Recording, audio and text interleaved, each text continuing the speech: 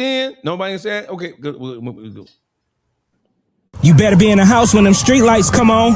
Ain't that what your mama used to tell you? But I bet you when she told you to stay out the streets, she had no idea that the YouTube streets would take over the world. Uncle Juice, public figure Boogie, Baby Down So Raw, Detroit Gossip, and the most dangerous voice in Detroit, DawgfaceTV. Bitch, I talk more shit than Dawgface. They running shit from coast to coast. Welcome to the danger zone. 5, 4, 3, 2, 1. Let's go.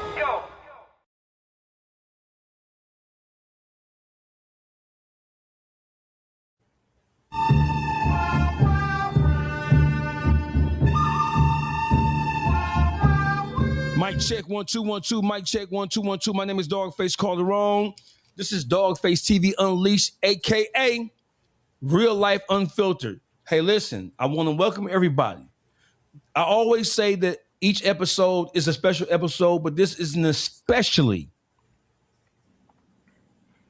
This episode should be called Put Belt to Ass, right? We got a bunch of people on YouTube claiming to be legal experts. We have a bunch of people on YouTube who have these who on Clubhouse who they assemble these people who claim to be an expert on this, a paralegal on that, and they have legal talk to legal. But I want you motherfuckers to Google the name Todd R. Perkins. From a federal level to the state level, from civil to criminal, from sports to entertainment. He is that. He's been there. He's done that. And he just saved my ass, pause, last May in a courtroom in Macomb County, Michigan. So when people would say, hey, we got legal. No, you don't have legal, right? If you have legal, bring legal to the motherfucking table. Bring legal and let's see legal's face. Let's see if he gonna smile at you or he gonna look at you like this. Let's see if he has love for you or if he thinks this about you. You big dummy. You big dummy. You big dummy. You big cold-blooded dummy. You big dummy. See what you did? Because most of you niggas, if y'all had lawyers, the lawyers can't wait to get the fuck away from you stupid ass niggas. But my lawyer, Mr. Perkins, we talk on a frequent basis. He advises me about all the dumb ass shit I be doing. He's like, don't do that shit right there. I ain't got time to come get your ass out of jail for that. Don't do that. Stop this. Todd R. Perkins is in the building. What's happening, Mr. Perkins?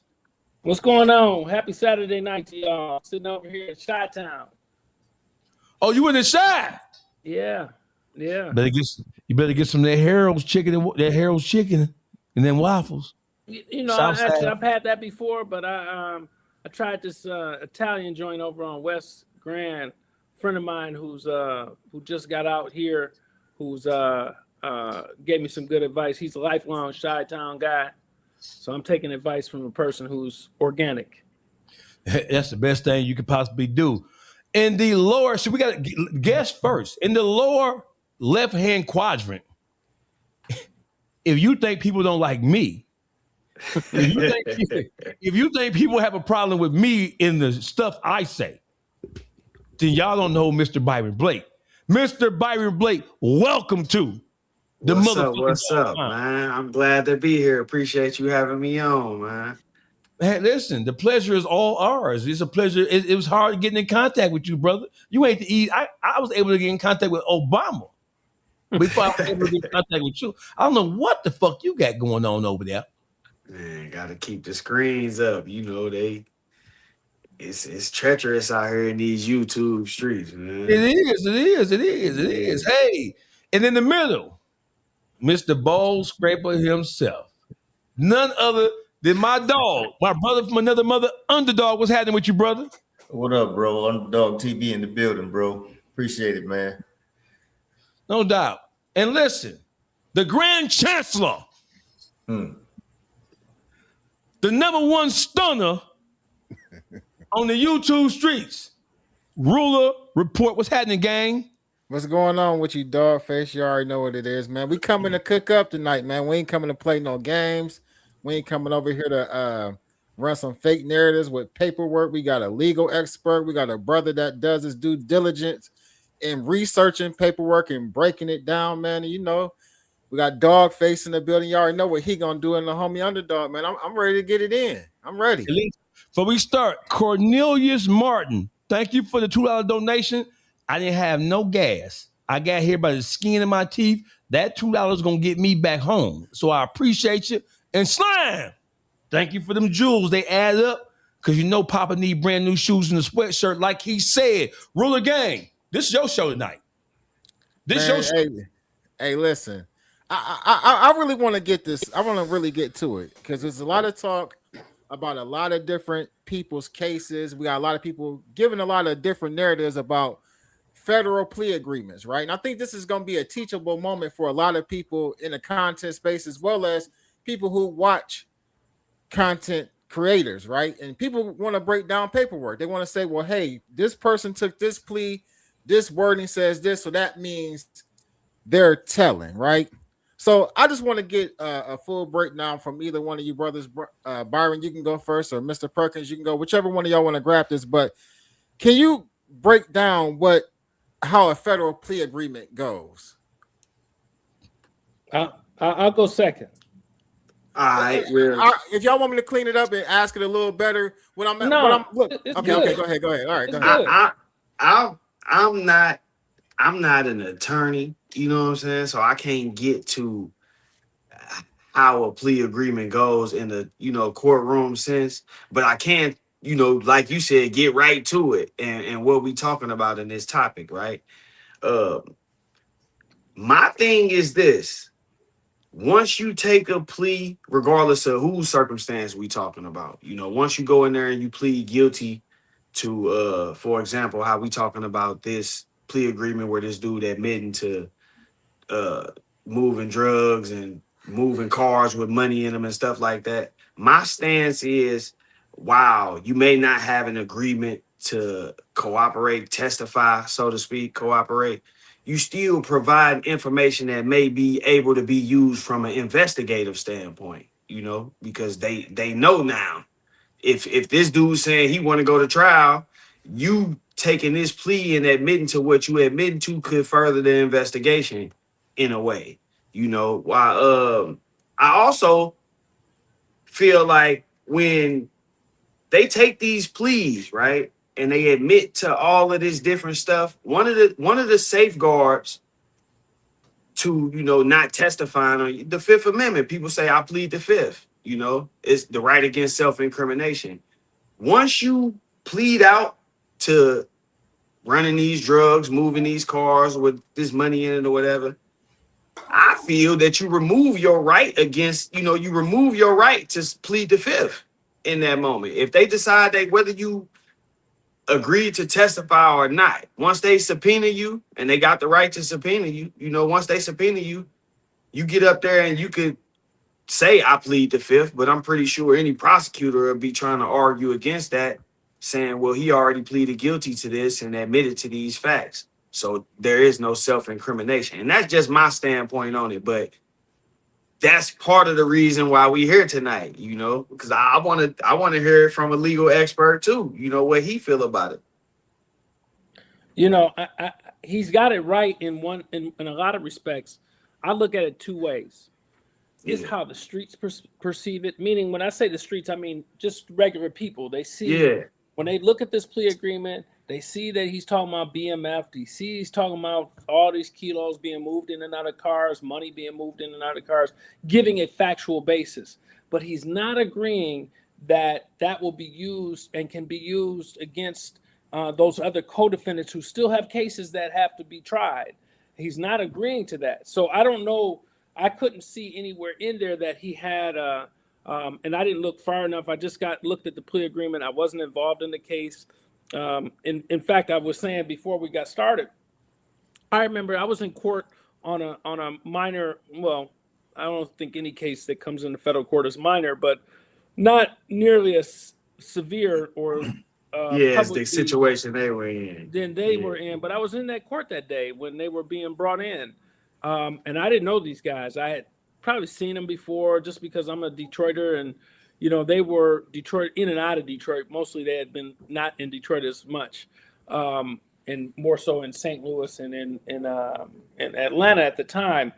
So, but again, I can't say from Chad Brown's, or they call him J-Bo, right? Yes, sir. That he cooperated, because his plea agreement cannot be used against those co-defendants, because what happens is those co-defendants would not have a right of confrontation unless he agreed, I'm going to come into court and I'm going to testify against these guys.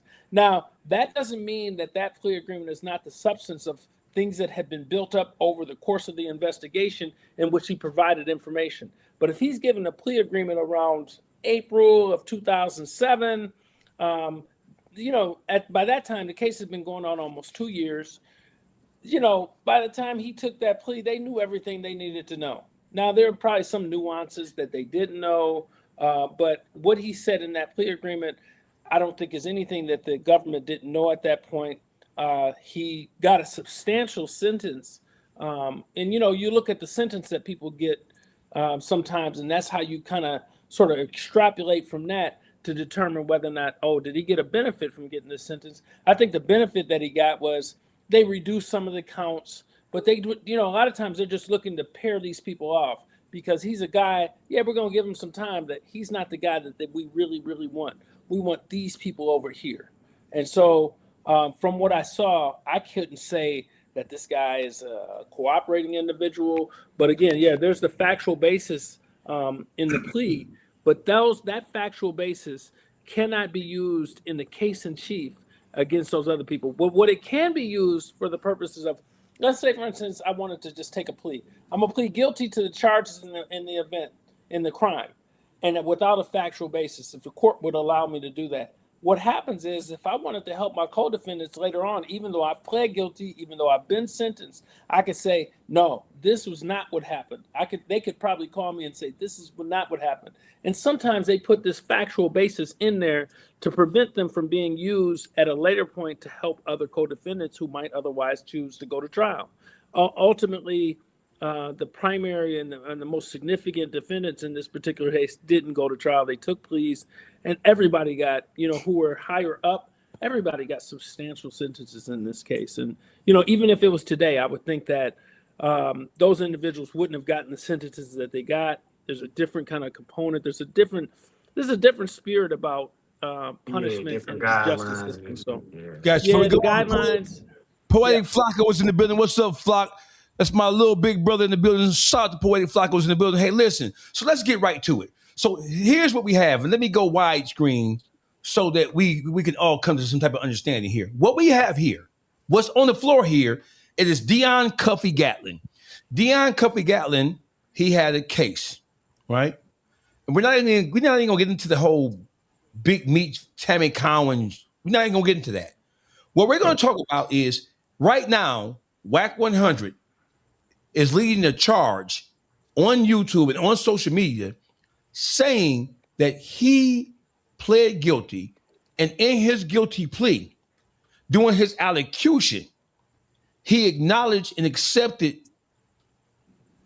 responsibility for things that had other people's names in it. And he's trying to say, because he, during his allocution in his guilty plea hearing, where the judge read off the different elements of the crimes that he was pleading guilty to, when he's reading the circumstances and the elements of what he was pleading guilty to on each count, it mentioned other people's names. So Wack is saying, because he mentioned, or because other people's names are mentioned in his allocution, that means that he's saying that somebody else is guilty, or because he acknowledged it or accepted it during his allocution, he's saying that means that Deon Cuffy Gatlin told on the people whose name are mentioned in his allocution. And I could respond to that if you want. Oh, yeah, please do. Okay, so I don't know much about this individual. I think you sent that to me earlier this week. I was in trial. But right. I can tell you this. It's the same thing that I was telling Mr. Blake. The fact that if I took a plea agreement and I said certain people do certain things, number one, something, it's kind of like if you ever do any federal cases, and in federal cases, by the time they come talk to any people, they know 95 to 99% of the answers. They just want to know, if they ask you a question, are you going to lie about it? That's all they're asking for. And then they may need witnesses in order to pull things together, in order to promote and convince other people to take a plea or not go to trial and things like that. That's kind of like the sum and substance of what happened. For Mr. Gatlin to say what other people did, that can't be used in other people's case in chief unless Mr. Gatlin is going to step up and say, okay, I'm willing to come to court, you know what I'm saying, and raise my right hand and testify in open court. Because that's just a statement. Number one, it's hearsay. Number two, for that to be used against someone else, it violates their right to confrontation. And so they can't confront what somebody else says. So imagine going to trial and all these people say all this venomous shit about you, and you go to trial and you can't counteract it because you can't cross-examine the person who's actually saying it. That would be a violation of anybody's constitutional rights to do just basic due process.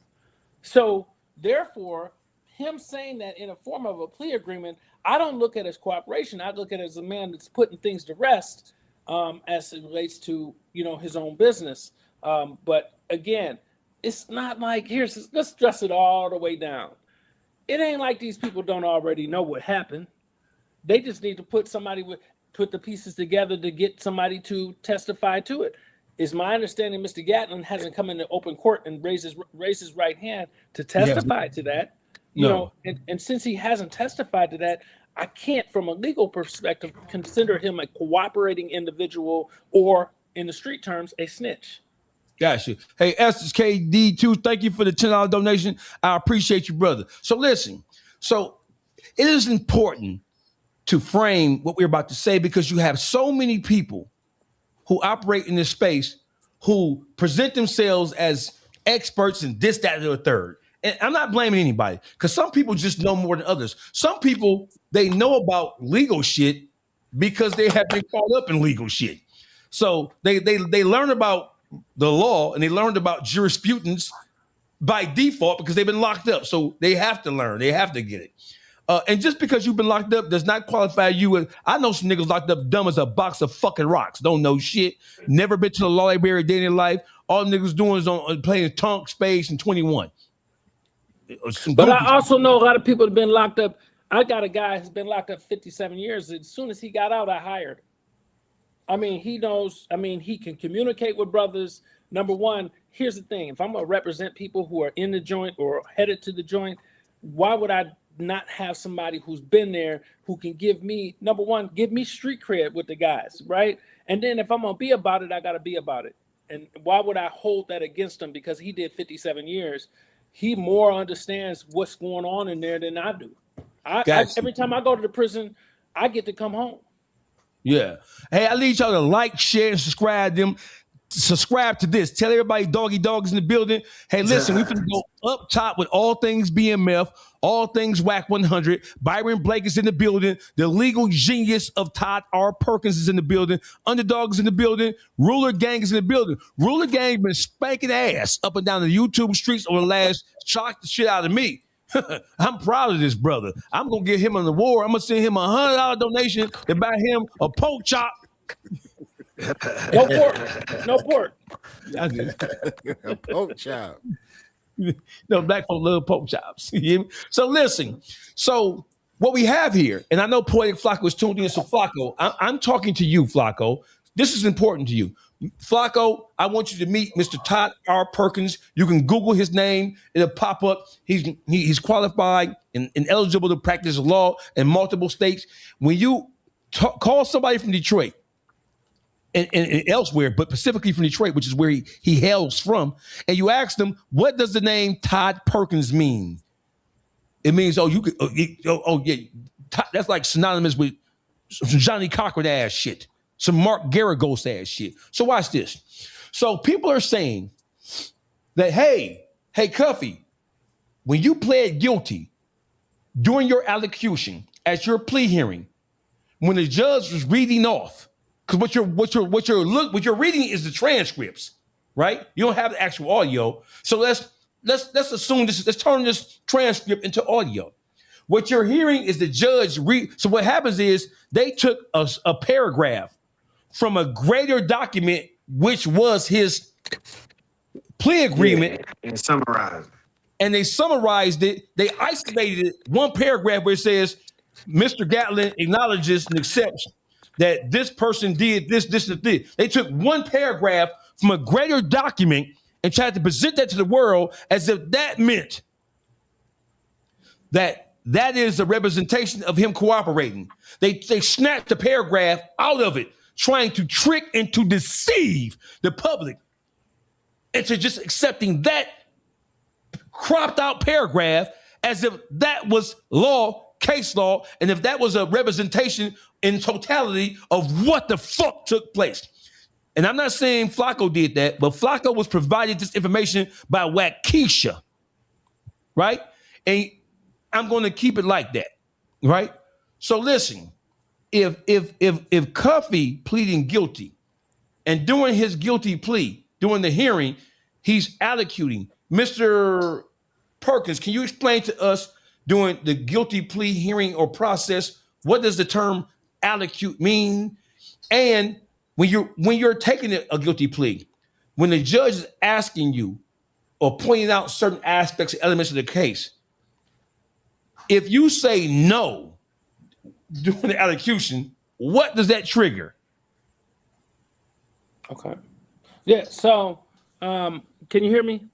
Yes, sir. Yes, we can hear you. Okay. So allocution is just a point in time in which you get an opportunity to say, speak on terms, prior to the judge sentencing you. The judge says, basically, do you have anything to say about these offenses to which you pled guilty to?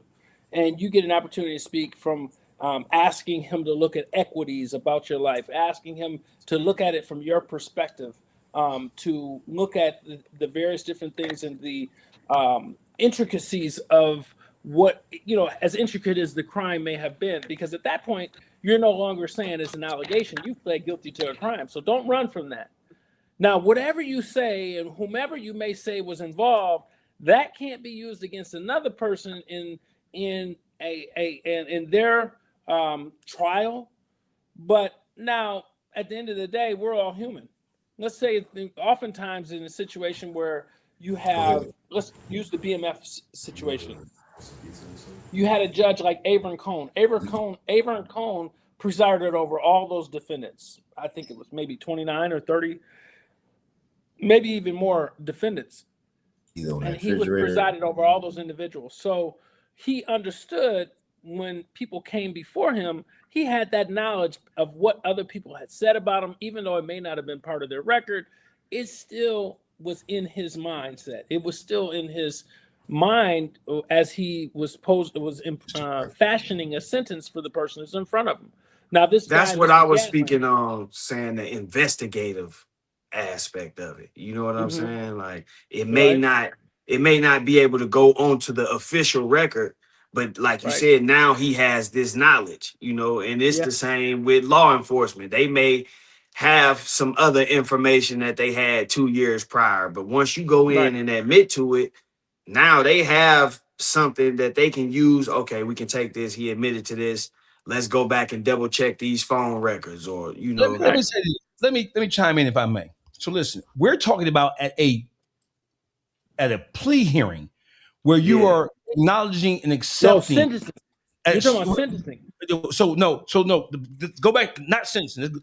A step forward at the plea hearing.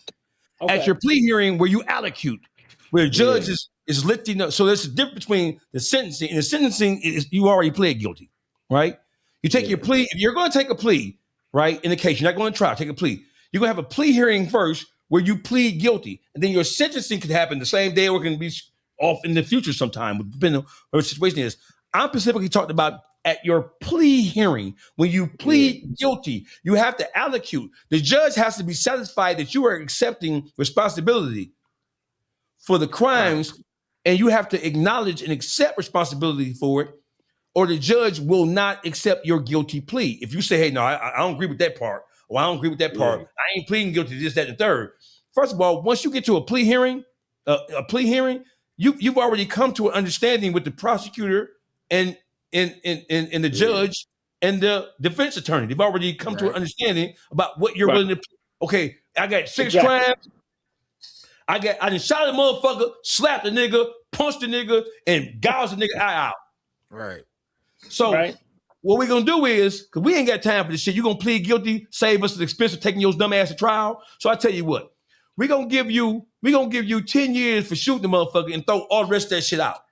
So what you're pleading to, the judge is gonna ask you about all the elements of the crime of the shooting, because everything else has been dismissed or thrown out, right? Because you're pleading guilty to this one offense. When you plead guilty at your plea hearing, you have to allocute, and allocution means, correct me if I'm wrong, that you have to acknowledge the elements of the crime that you're pleading guilty to, and you're accepting responsibility for it at the same time. The judge is going to read off, hey, this, and this. On this day, on September 3rd, 1947, blah, blah, you did in fact possess a firearm on Cedar Grove and 6 Mile, and or on Harper and Gratiot, right? Whatever, you know what I'm saying?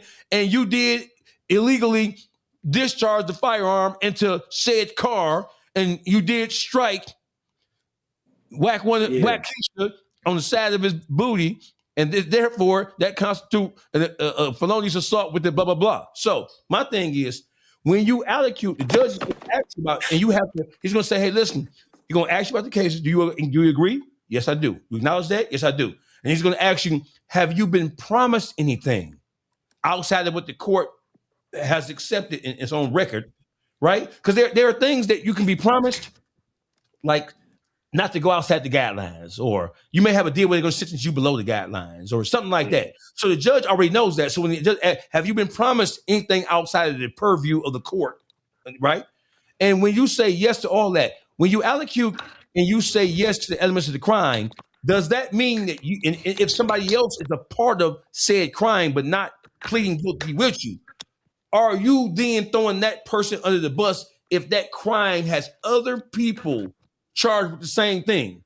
If you plead guilty before I plead guilty, does that mean? I get it. And what I got from what Mr. Perkins was saying, and he can, correct me if I'm wrong. He was talking about sentencing. He was talking about sentencing. But even with the plea aspect, right?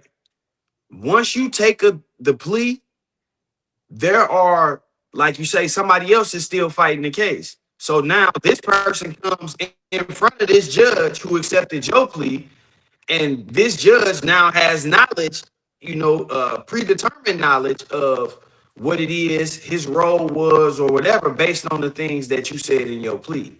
So even though it's not on the record, that you incriminating him, the judge still has knowledge of that. And if he's dealing with a case like the BMF case, where it's a bunch of people, 20-some people, as these people come in, he has a better understanding of the case and what that person's role might have been all the way up until you get to the top. The difference, I think, in Cuffy's situation is Cuffy was at the top.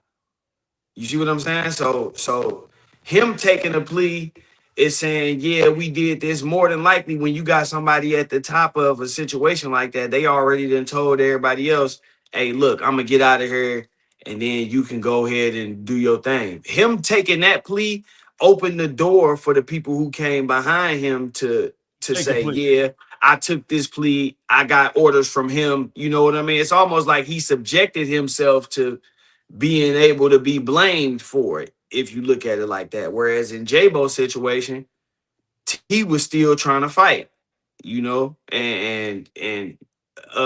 I want to hear your take on the subpoena aspect. Like, once they take the plea, can they be subpoenaed? Even if they don't agree to testify, can the prosecution still subpoena them and try to force, them to speak or testify to just the part that they already admitted to in the factual basis? What's your take on that as far as pleading the fifth in a situation like that? Well, here's the thing.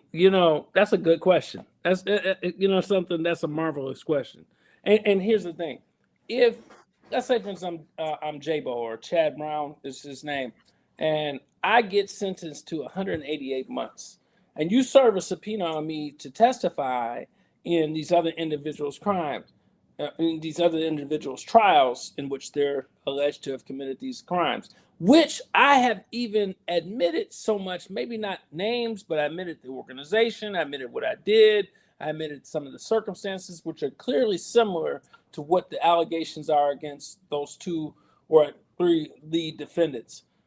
I'm going to tell you to take a flying kite out of here because I'm getting ready to do 188 months. It's nothing you can do with that subpoena to force me to testify. Technically, you could, because I no longer have a right against self-incrimination because I've incriminated myself by a guilty plea. But the only thing you could do is ask the court to hold me in contempt up to a year. But, you know, who's going to waste their time in doing that and, you know, really look from the, you know, the public chimes in on a lot of these cases, even more so now. You know, it's like with social media and everything. It's Saturday night, and I'm looking at this chat stream. It's hundreds of people chiming in on this thing. You know what I'm saying? So that has the effect of influence on how, you know, government officials operate, how they work, and even so much even back then when social media wasn't as effective as it is now as relaying information to the general public. So technically, they could issue a subpoena, but of what effect would mean, it'd be a nullity. It would not have any effect. I'm getting ready to do 15 years and 8 months. I mean, what the hell y'all gonna do? But that's coming from a stand-up perspective. You know what I'm saying? And some of these guys, some of these guys, they like shit. I don't even want to get that contempt. I don't want to get that extra year for contempt. But it's gonna get concurrent. It's gonna be served concurrently. No, I get what you saying 100%. So if I'm gonna be a snitch, I'm gonna get something for it. So you 5K1 my ass, or you rule 35 my ass, and give me some reduction. If I'm not gonna get that, then you know I'm gonna give them the finger. Okay, so hold on 1 second, brother. Go ahead, Dawgface. Yeah, go ahead. So Poetic Flacco says, I got him. He said, you got to go. He say, did Cuff admit that other people killed people and sold stuff? That's what Poetic Flacco's asking us, right? I think in his rule 11 of plea agreement, I think he did. He acknowledged it during his allocution when they read off the elements of the crime. He acknowledged it, but that's the whole point. They're saying he admitted other people did so. What he admitted was to the elements of the crime that he was pleading guilty to. So whatever that was, there was already a predetermined situation where, they're saying you did X, Y, Z because you admitted to the elements of the crime. That doesn't mean that you're snitching on somebody. Correct. You're just admitting the elements of the crime. Now, let me give you some context from which to draw from.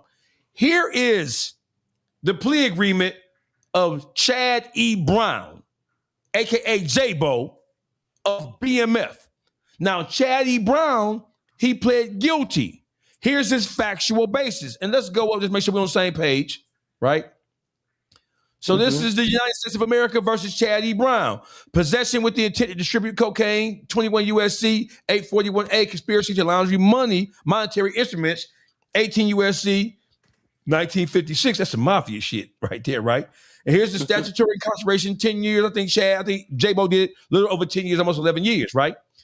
His fine, he was fined $4 million or for one, and up to $500, up to $4 million for one, up to $500 for other. Here's this plea agreement. Let me read it. It said, pursuant to Rule 11 of the Federal Rules of Criminal Procedure, defendant Chad E. Brown and the government agree as follows. Guilty plea.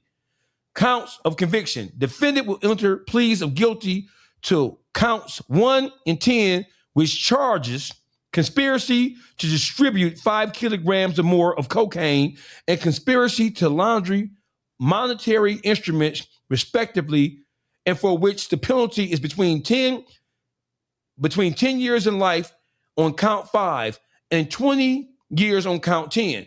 The elements of the offense. The elements of the offenses that the government would need to prove beyond reasonable doubt at trial are, and it lists all the elements that they would need to prove at trial, right? So he's waiving on this because he's not going to trial, right? So when we get down to paragraph C of the factual plea, So we're talking about Cuffy. Oh, Cuffy admitted this during his plea. So since he admitted this and other people, blah, blah, blah, that means that he told on nigga because he, by admitting something during a plea, during the allocution, because he's allocuting to crimes that had other people involved in them. So we're going to give you some context by which to judge the situation by somebody from BMF who is not accused of being anything other than a stand-up person as it relates to this conspiracy conviction and plea that he took for BMF. Nobody's saying J-Bo's a rat in layman's terms. Let's look at what J-Bo admitted to or acquiesced to, right? Factual basis for guilty plea. The following are a sufficient and accurate basis for defendant's guilty plea. From on or about 1994 through 2005, Chaddy Brown aided and abetted by others, possessed more than 15 but less than 50 kilograms of cocaine as a member of the drug trafficking organization led by Terry Flannery and Demetrius Flannery, Southwest T, and Big Meech, known as the Black Mafia family, as charged in count 1 of the indictment. Furthermore, from on or about 1999 through on or about 2005, defendant Chaddy Brown counted millions of dollars in cocaine proceeds that had been uploaded from or were to be loaded into vehicles equipped with hidden compartments that were used to transport the cocaine proceeds from Detroit, Georgia, Missouri, and elsewhere to California, Texas, and elsewhere for Black Mafia family drug trafficking organization. Defendant also aided and abetted others to transport millions of dollars in cash derived from the organization's sale of cocaine, right? Defendant knew that the cash that he had counted and loaded into and unloaded from vehicles represented cocaine proceeds and would be used and in fact were used to purchase cocaine, real estate, jewelry, vehicles in order to promote the drug trafficking activities of the organization and members. So Chad Brown, he admitted when he took his guilty plea, he acquiesced and he acknowledged these factors. That's what he did. So if you guys are saying that because you allocute and you admit to things that have other people, because it says that he worked for Demetrius and Terry, he pled guilty. And he acknowledged that he worked for Demetrius and Terry. Right. He acknowledged that he loaded and unloaded millions of dollars of drug proceeds for Demetrius and Terry. He acknowledged that. He acknowledged that and he pled guilty in April of 2007. Big Meech and Southwest T, we know Southwest T was going to take this bitch to the house. He didn't want to plead guilty. He wanted to take this shit to the house. We know that his brother, Demetrius, convinced him at the 11th hour to go ahead and plead out because they were going to smash him if they went to trial. He knew that. Too much evidence against me. J-Bo took his cop in April of 2007. Big Meech and Southwest T, they didn't take their cops until November, December. So because J-Bo took a cop in April of 2007 and he acknowledged and admitted that he worked for Southwest T and Big Meech, are y'all trying to say that because J-Bo admitted that he wasn't the mastermind of that shit, he wasn't the brains of that shit, he worked for those two guys. Those two guys ain't been found guilty yet. They're still fighting their case, thinking about fighting the case, trying to work out and finagle their own personal situation. So because J-Bo took a cop and the cop that he took had him acknowledging and admitting that he worked for these two brothers. According to the theory that was offered by Wack 100 and his cohorts, his fake legal team, according to that standard, that would make J-Bo a motherfucking rat. But J-Bo has never been accused of being a rat. I'm not accusing J-Bo of being a rat because I understand that taking a plea, even though that plea has other human beings involved with the crimes that they're saying you committed, that does not mean that you are a motherfucking rat. And it doesn't mean because you pled guilty to a crime that had other people associated with it, that don't mean that you are saying that they are guilty like you're guilty. Mr. Perkins, can you weigh in on that? Well, I mean, I think you're right in the sense that him taking a plea doesn't make him a rat. Like I said before, his plea cannot be used against those individuals at trial. Now, the perception and the common thread in the streets or in regular parlance, as one might say, people could see it that way because he's admitted to intricacies and nuances of the crimes to which he's pled, and he's inculpated those individuals by name. But again, in those individuals' separate trials and their abilities to defend themselves, I don't believe what J-Bo, unless there's things we don't know. There's a lot we may not know. We don't know whether or not he took this plea and that he made an agreement, okay, if those guys go to trial, I will testify against them. We don't know that. And we'll never know it because they didn't go to trial. So we'll never go to trial, but we could know it if, in fact, if you look at the history and see if they got a Rule 30, he got a Rule 35. He did not. He did not. He did not. So I'm led to believe that he didn't cooperate. I mean, I think the young man was reckless. I think that a lot of his actions and behaviors led to others, before everybody got indicted. That always happens. So that we're only as strong as our weakest link. And that doesn't mean that these individuals testified or cooperated against them that helped the investigation or helped the government put a case against everybody. But that in and of itself, that he took the opportunity to help himself out to the detriment of others, I can't say that because his plea does not do that. It would violate Bruton, it would violate Crawford, it violate the right to confrontation. This individual, these things cannot be used against them in their cases in chief. If government's presenting a case, they can't come in and say, well, Mr. Brown said that you did it like this and did all these other things. That would never come into play unless the Mr. Brown was going to testify and get the benefit of testifying, in which he'd ask for a 5K1 or he'd ask for a Rule 35. So watch this. So this is what we know about J-Bo. We know that J-Bo took a plea. And in his plea, he he acknowledged that he worked for Demetrius. He acknowledged that he worked for Terry. He acknowledged that he moved millions of dollars of drug proceeds left and right, up and down, high and low, right? We know that J-Bo doesn't have a 5K1. He didn't get a downward departure. He didn't debrief. He didn't get, he don't get no Rule 35, which means he came and provided substantial assistance after his plea. He didn't do none of that shit. So he didn't do anything that did. Cuffy doesn't have a 5K1. He doesn't have a Rule 30. Before or after, he didn't cooperate, right? They're trying to say, Mr. Perkins, that he provided substantial assistance because he pled guilty, and the things that he pled guilty to had other people's names in association with it. That ain't how that go. No, let me say this. So what we don't know, let's say, for instance, this is a hypothetical, pure hypothetical. Oftentimes, the federal government and law enforcement officers on the federal level, particularly on the federal level, because you see the more sophisticated individuals, you see the wealthier individuals who can afford elite lawyers, they try to put together a mechanism by which a person can provide information and it doesn't look like a 5K1, it doesn't look like cooperation, and they dress it up in a plea agreement that addresses those things, and they gave that information before they pled guilty, and we'll never know those things. Now, and they get the negotiated pleas, the C pleas. Let's say, for instance, if they're talking to the FBI.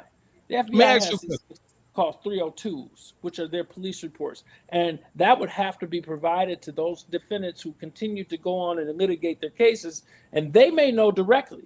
So let's say, for instance, if Mr. Flannery or either one of them, T or Meech, came back and said, man, I read the 302s. That son of a bitch provided this information long before, it was known to the investigators, and he got a benefit, and that's the reason why they gave him the plea that he got. But he specifically did not want a 5K1 because he would announce to people in the rest of the world, the entire world would know he's a snitch. And he did it that way through his lawyer, who's a real sophisticated lawyer, and did that. I would take that to the bank if they said that. I haven't heard that they have ever said that. They could be mad at the guy for being reckless in how he did that, but then at the same time, you kind of have to be reckless with yourself. You're like, you knew this dude was wild. You knew this dude was young. You knew you were giving him things that he wasn't ready to take hold of. And, it was too much for that kid to handle. And that's why consumed with the publicity. They get consumed with the celebrity that comes with this kind of level of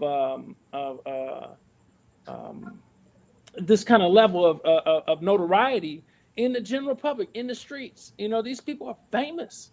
They're more famous than the president in some areas, man. What I'm saying? Go ahead. So watch this. So listen. So debriefing on the federal level so people are trying to say, well, because he acknowledged, because he pled guilty, that means he debriefed. That ain't what the fuck that mean. No, I'm not saying that. That's not the same at all. Yeah, but see, I'm bringing this up because they're saying, well, he debriefed. There's no record showing Cuffy debriefed. There's no. I don't have any. I don't know who Cuffy is. Let me tell you. I do. So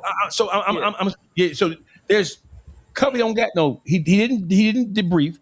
He didn't qualify. Some people are saying, well, he had a downward departure. He didn't qualify for a downward departure because he had been in prison on 2 other occasions. So there are how many elements do you have to qualify for a downward departure, Ruler Gang? If you got a felony or prior felony, you can't get a down departure, right? Ain't that what no, if you have more than 2 criminal history points, you can't. Right. And then if you have a firearm or some element of violence, that's going to disrupt that. But here's the thing: downward departure is different than 5K1. You cannot provide information to the government and still be eligible for a downward departure. Because my father got a downward departure. Or you haven't quote unquote snitched against anyone. So wait, let's stop right there. Because people are saying if you have a downward departure, I know that there's 2 sides of a downward departure that would trigger one. You're talking about the safety valve. Yeah. Yes. Okay. Go ahead. Yeah, the safety valve. Can we speak to what a safety valve is? Can you speak to that? What that is? Yeah. Okay. Safety valve is not saying that you're going to cooperate, but it's saying that you're going to give information. It's kind of like the information that you saw in that plea agreement, that you're offering that information, but you're not offering that information for the purposes of testifying against this person at trial or even threatening to testify against this person at trial. But what they can do, let's say, for instance, if it's a relatively new investigation, they could use that safety valve information to be an affiant in a search warrant and then use a search warrant to continue their investigation. They could do that. But oftentimes, by the time you safety valve, the search warrant becomes irrelevant. It's stale at that point in time because, you're talking about a year, maybe 2 years later that somebody might try to use that. But a safety valve says, basically, it tells, and here, a safety valve is going to be controlled by the U.S. attorney who's handling the case. They can ask basic questions. They can ask you, okay, what did you do? And you can say, well, I did this. I sold these kilos. I sold them in this particular manner. And they might not even ask you names. And then they go in and tell the judge, he qualifies for safety valve, judge. You can come underneath the mandatory minimum. You can break the seal of the mandatory minimum, and you can sentence them according to what you think is appropriate. These are the guidelines. The mandatory minimum no longer applies. Go ahead. We want, and the government may say, we still want above the mandatory minimum. We still want 121 months, even though the mandatory minimum is 120 months. They may still ask for that, but it's up to the judge. It's within the judge's lap and discretion at that point. And so, but again, that means, let's say, for instance, you get a more aggressive U.S. attorney. A more aggressive U.S. attorney might ask you questions. Okay, so what did Mr. Flannery do? And if you decide that you don't want to answer that, they can go into the court and say, Judge, he did not safety valve appropriately. Then you can have a separate hearing with the judge to say, look, Judge, we weren't asking for 5K1 points. We were asking for points to get safety valve. And what he was asking, he's trying to get more from a safety valve than what he's entitled to. That's what I would do as a defense attorney if my client doesn't want to talk about and oftentimes don't want to talk about their co-defendants, even though what they're saying against their co-defendants won't hurt them at a later trial. But I know clients who are purists. I have a young guy right now. Man, he's a purist, man. He's like, no, I don't want a safety valve. I don't want nothing associated with it. Just give me my time. I'm going to do what I got to do and take me away, and I'll work it out from there. I'll work it out, try to get some points, or try to get some reduction through the First Step Act. I'll try to get some points through trying to get into a camp. I got a low severity conviction. I got no priors. There's no firearm associated with this particular matter, so therefore I should qualify. Okay, so that's a good point that you make up. No firearm in that specific situation. So in Cuffy's situation, he wouldn't have qualified for a safety valve anyway due to the nature of the charges. One of the disqualifying things that you could have is no violence or credible threats of violence. So the offense must not involve violence, threats of violence, or causing serious bodily injury or death. He would have never qualified for a safety valve either. Because you got all of them. Yeah, but look, what I was gonna say, right? You're right. Ruler, you're absolutely right. It's the underlying basis is so before you go, Byron, let me ask you a question. So listen, somebody said, let me go here. So listen, when you're pleading guilty during allocution and the judge is listing up the things you were pleading guilty to, that you have to acknowledge that you did, right? Can you plead the fifth during allocution and still, will the judge still accept your plea of guilt? Can you plead the fifth doing allocution? You have to plead no contest. You can go into sentencing and not say nothing. Not you don't sentencing. have to allocute. Not sentencing. Plea agreement. When you plea hearing. So when you're pleading guilty, what happens before, especially in federal court, well, and even in state court, but in federal court is more, the dynamic is more, there's more angles to it. And so before you even get to the point of presenting something to the judge, the lawyers and the defense attorneys and the U.S. attorneys have already worked out what they believe to be the factual basis. And then they'll be like, listen, this is what you're going to plead guilty to, which substantiates the basis upon which the court can accept this plea. So those things are worked out beforehand. So you sign that document. It's basically a contract. I get you. Watch this. Here's my question. Yeah. So the agreement is already worked out before you even walk into the courtroom. So when you walk into the courtroom, court is in session. It's a plea hearing. It's entering a guilty. This is your plea hearing. During the plea hearing, when you're allocated and the judge is asking you, hey, you did X, Y, Z. If you say, well, no, I plead fifth on that, what's going to happen to that plea hearing? Well, see, that's not a sufficient plea. You have to admit certain things in order to, you can carve out certain things, but, so let's talk about allocution. I look at allocution as something that happens at sentencing. Allocution that, basically what you're doing as a plea hearing is you're providing information that gives them enough basis upon which the elements of the crime have been met. So therefore, when you're at a plea hearing, you can say, look, judge, my lawyer wanted me to say this. The U.S. attorney wanted me to say this. I signed the document that says this, but I want to tell you, I don't want to talk about nobody else. I did do all these things, but I'm not talking about those other individuals. And the judge most likely would be like, look, okay, you guys go work this out. We're going to adjourn this plea hearing. If this is what he wants to do, then that's fine. And he doesn't want to talk about anyone else. But I want to know, okay, so a lot of times I'll have a plea agreement that says people unknown and unknown to the grand jury that you conspired with for the purposes of selling this cocaine. That's how you kind of do it. I got a question, man. But at the end of the day, they're not looking. Some people are looking at it from a matter of fact perspective, saying, "Look, even if I say these people's names, they already know it, but they can't use it against this person at trial. So it doesn't amount to nothing." Hey, Mr. Perkins, so watch this. Everybody's like under the impression that when they have co-defendants, if someone take their plea first, that it kind of like puts pressure on them from a lawyer aspect and a lawyer like. Behind the scenes, if your lawyer is let's say Cuffy, and there's another lawyer that's for Big Meech and his brother, right? But Big Meech and them, they took their plea after Cuffy did, right? So does the attorneys use that to put pressure on them so that they are discouraged from taking it to trial. You know what I mean? Well, let me say it like this. So what an attorney could say is, listen, bro, I heard they're going to come at him with a hell of an offer later on under that auspices of the Rule 35 to offer him an opportunity to plead, to testify against you, which is not a part of any information or any document, and that might motivate somebody to take a plea. But in and of itself, if there's no debriefing, there's no documentation that says that he's agreeing to testify, that he's going to do those things, then that's of no moment. But again, there's one thing they say in federal court. The person to plead first usually gets the best deal, right?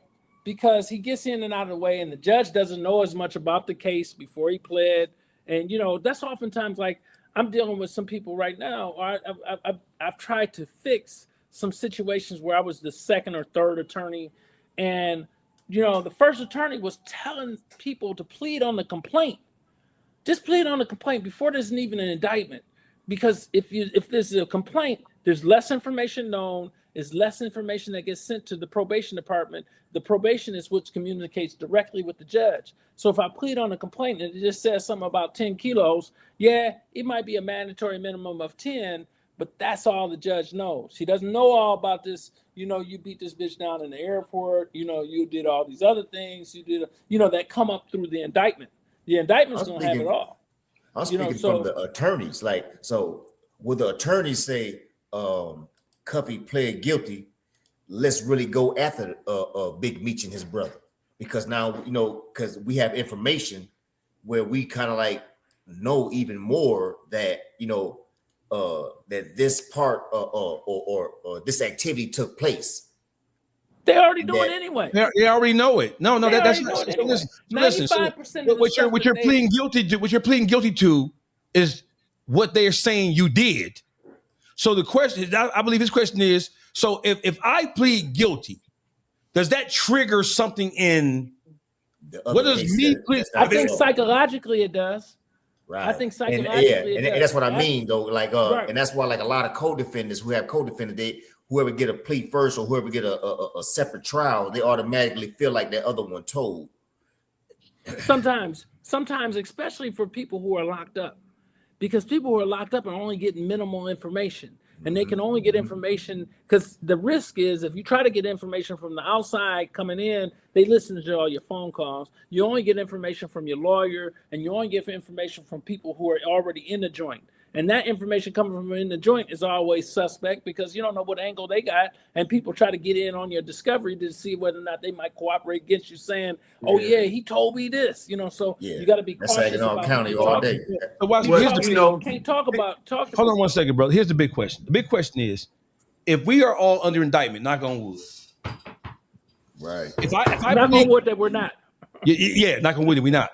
If I plead guilty first, right. And I'm not telling it on anybody, but we are all charged with the same thing, roughly, thereabout. Mm-hmm. If I plead guilty to that thing, does that trigger? We know the prosecutor like, yeah, bitch. Right, there we go. The prosecutor like, yeah, bitch. One fall, rest of them fall too. But does my plea of guilty automatically signal to the judge or jury, if it comes to that with defendants, does it automatically factor in because I pled guilty that has impact on them who have not pled guilty? So let me say take exactly this shit to trial type. Yeah. So there's a guy who just Sean _LA. He says the exact same thing that I would say. The perception is that if one or two people, he says, if 8 people get arrested and 7 plead guilty, and then that last one, everybody's mindset is, bro, you guilty. You know what I'm saying? But again, what we have to do is be professionals. And we hope that the judge is going to be professional in that, you're going to trial because you believe that, that you have some issues that they cannot prove you guilty. So therefore, but if you found guilty, then the judge is going to sentence you. What you lose is that 3 points of acceptance of responsibility, that reduction, which can be substantial as far as reducing the months. So, and then it's also, if you go to trial, you lose the ability to allocute as much and say, well, I'm sorry for doing this. My choices were limited. I chose this life because I was using drugs, all these other things, or I got caught up in the life. If you go to trial and lose, then you lose that opportunity or some of that opportunity to make a pitch to the court as far as allocution. So, but the perception is if people plead guilty, 2 or 3 people plead guilty, and the momentum is there from the prosecutor to start getting people to plead guilty. And here's another thing what the prosecutor do. Sometimes they'll offer the last 2 or 3 people that are remaining, especially if they're not the number 1, 2, or 3 the defendants on the indictment, they'll offer them a sweetheart deal because why am I going to use government resources to go after somebody who is basically secondary to this investigation? So it depends. You have to look at this from the perspective of where do I find myself in the course of this indictment and in my involvement in the criminality that's alleged. And then I have to make and position myself as to what everyone else is doing. Not that people are cooperating, but the looming threat of cooperation is always out there. And I tell you another thing. If I'm in an indictment, let's say, for instance, if you're in an indictment with 20 people that you grew up with, you know who your weak links are. If you've been together long enough, you know who your weak links are. Even though they said they weren't cooperating, even though they took a plea that didn't involve cooperation, you could still say, man, I don't know, man. I think I'm gonna take my chances and get my lawyer to get me the best deal. So, that's one way of looking at it. For sure. Yeah, but what I've been waiting to chime in and say on this, I want to spin back to the question with a statement that Dawgface made about allocutions. I can't do hear you have Blake. a right? Can you hear me now? We can hear you. He may have to go out. And I'm gonna have to sign out again. Let me sign Yes, out sir. again. I'll come right back. Go ahead, Byron.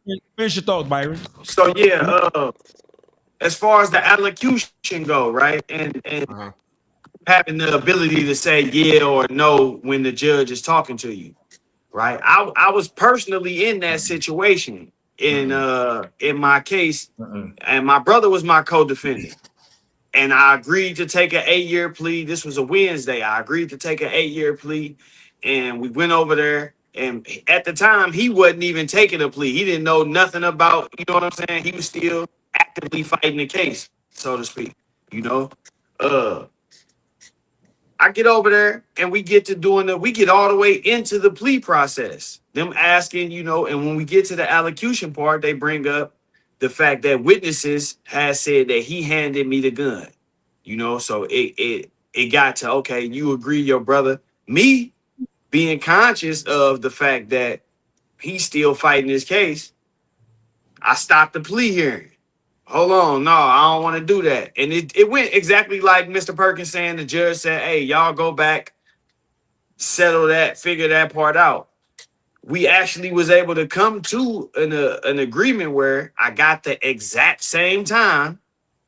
I just didn't have to mention that part. You see what I'm saying? I didn't have to go in and say, my brother handed me the gun, I shot, but I still got the same time. So I'm saying that to say that there are ways where you can, correct certain things. You don't have to agree to exactly what the prosecution wants you to agree to as far as terms, because at the end of the day, it's about the time. They want the time. They want the conviction. If they offering you 10 and, you saying, well, I'll take the 10, but I don't want to plead guilty and say I was working for them or moving drugs for them. I'm going to just say I was selling drugs. You know what I'm saying? Right. In most cases and situations I've seen. No. So my thing is, hey, Byron, my thing is this. So listen. So let's make sure I want to clarify this point. I can't hear him now. Go in and come back out. No. Go out and come back in. Said go out and come back in. So listen. So here's the thing. Dog, go ahead. Yeah. So here's the thing. So allocution. So it's like, so when you at your plea hearing, when you're pleading guilty, your judge is going to talk about the elements of the case. He has to be satisfied that you are pleading to this of your free will, with your own knowledge, free of any undue stress. So when you're pleading guilty, right, that plea has already been agreed upon by both sides, the prosecution and the defense side. So when you come into the equation, already understanding what it is you're pleading to. If you doing the allocution when the judge, he said, no, I don't agree with that right there. That's going to stop. Mr. Perkins. I had to sign in and sign out. What happened now? No problem. So doing your plea hearing, so let's not use the word allocution. During your plea hearing, as you're pleading guilty, the judge is going over the elements of the crimes that you are pleading guilty to, right? Right. And he's asking you, do you acknowledge these things, that you are guilty of these things, right? Right. So if you say, no, I didn't do that, that automatically gonna stop that motherfucking plea hearing, ain't it? It could. What happens, like what Blake was saying, what Mr. Blake was saying is that the specific allegations about who was involved, I can still plead guilty. Let's say, for instance, hold on one second. Let me pull up what's the guy's name? Chad Brown. I had his plea up here. You had sent it to me earlier. But let's say, for instance, if a person is conspiring to sell narcotics or cocaine in an amount of more than 5 kilograms, which would trigger the mandatory minimum of 10 years, I could say, look, I did do that. I did do that with other individuals. I refuse to say who those other individuals are. And so the judge can still take that as a valid plea because you're acknowledging the other individuals, you're acknowledging that you did do that, you knowingly did that, you understood that these were drugs that you were transacting in, and you did. Could he also deny it? You can't deny it in him accepting. No, I said, can the judge also deny it? Because you saying that he can still possibly honor the plea, but can he also possibly deny it? Here's the conflict. The conflict is when you see those plea agreements, it has a factual basis written up. It has names and Mr. Brown's had names and names of the organization. Did it also have Mr. Flannery's name in it as well? Yes, his name is in it. So it had those things indicated in there. Now I could say, listen, my client doesn't want to say all these other things. Why would he say these things and not get the benefit of a 5K1, which he's not asking for? But at the end of the day, you can configure those things out. But sometimes lawyers will tell you, look, man, just take this plea. It doesn't hurt them at their trial. Just go on and get closure to your business. But a guy like Avon Cohn, a judge like him, man, he'll take your plea as long as you say the elements. He'll take your plea and you go on and push on. Now, does it affect your ability to effectively allocute when you go to sentencing? It could, because you're still protecting other individuals, which in your mind, not necessarily in the court's mind, but in your mind, they're guilty. Because if you're guilty and you did it with them, they're guilty too, from your perspective, in that lane. Just in that. That judge can feel some kind of weight about that once you do get the sentence. Yeah, see, that's a gamble right there. I don't think Avon Cohn would. Well, that's that judge though. That's that judge. The greatest judges Eastern District ever knew. Yeah, but that's that judge though. It's a whole lot of judges, a whole lot of counties, not only that, states. Not only that though. Yeah. Not only that though, I think one of the issues with just actually pleading guilty and admitting to doing things with other people is actually the issue, regardless of how the courts look at it or not. I think what's going on right now in the consensus is if you cop out to a plea and they say that, okay, Ruler Gang, you participated in hitting 7 gaming shops with Dawgface and Byron Blake, and and I'm pleading guilty to that with those 2 individuals' names in it. That's the issue that's coming up, is where people are saying, okay, even though you don't have a Rule 35, even though you don't have a 5K1, when you plead guilty and admitted to doing crimes with other people. So would you say that the best approach, even though we know this shit don't really even happen anymore, everybody stick together and shut the fuck up? Well, I mean, it always makes it more difficult for that. I know that shit don't work no more, but that's the one right there. That's the way out. I remember back in the day. So I'm a 70s baby, right? And before I became a lawyer, there were some guys off the east side. I don't know if y'all guys from Detroit or not, but you know, these guys were from the east side, group of guys that all got indicted around the same time. They decided to plead guilty and tell on each other all at once. And they came in with a package deal. And, you know, the other ones recognized my man's going to get a better deal than me because he ain't got no record. I got a record, so I'm going to accept that. But we all got good deals. It saved the prosecution the time and pursuing and intensifying the investigation and prepping for trial. And it gave closure to everybody. But everybody operated on that same accord. And that's what I think is the difference in Cuffy's situation compared to J-Bo's situation.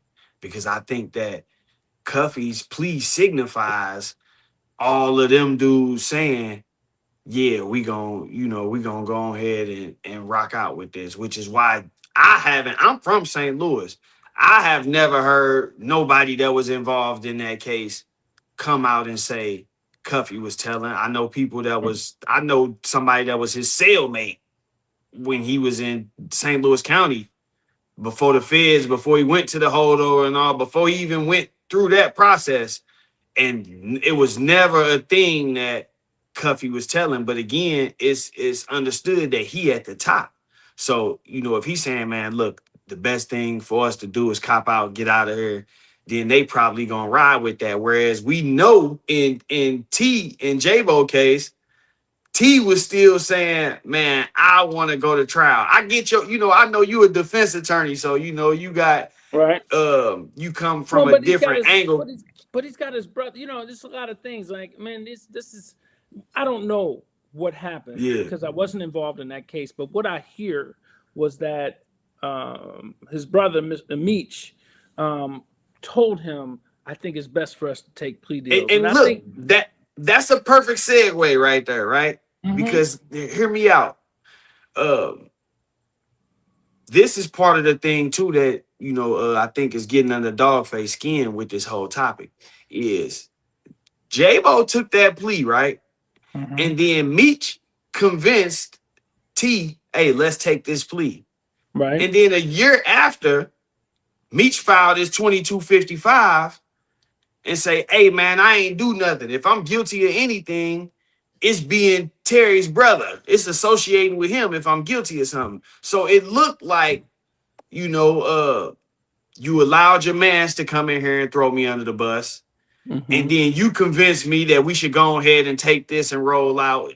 And you got all this shit on the record. And then you come back a year later and say, no, it wasn't me. It was him. Yeah, but here's the thing, though. I mean, that's one way of looking at it. But as a lawyer, I look at it like that's an angle that Meech was trying to play. Well, look at the end of the day. At the end of the day, Terry got out before Meech. Yeah. Terry was a better, But Terry, the streets don't operate on the end of the day. They don't operate on that. They operate off. No, they do.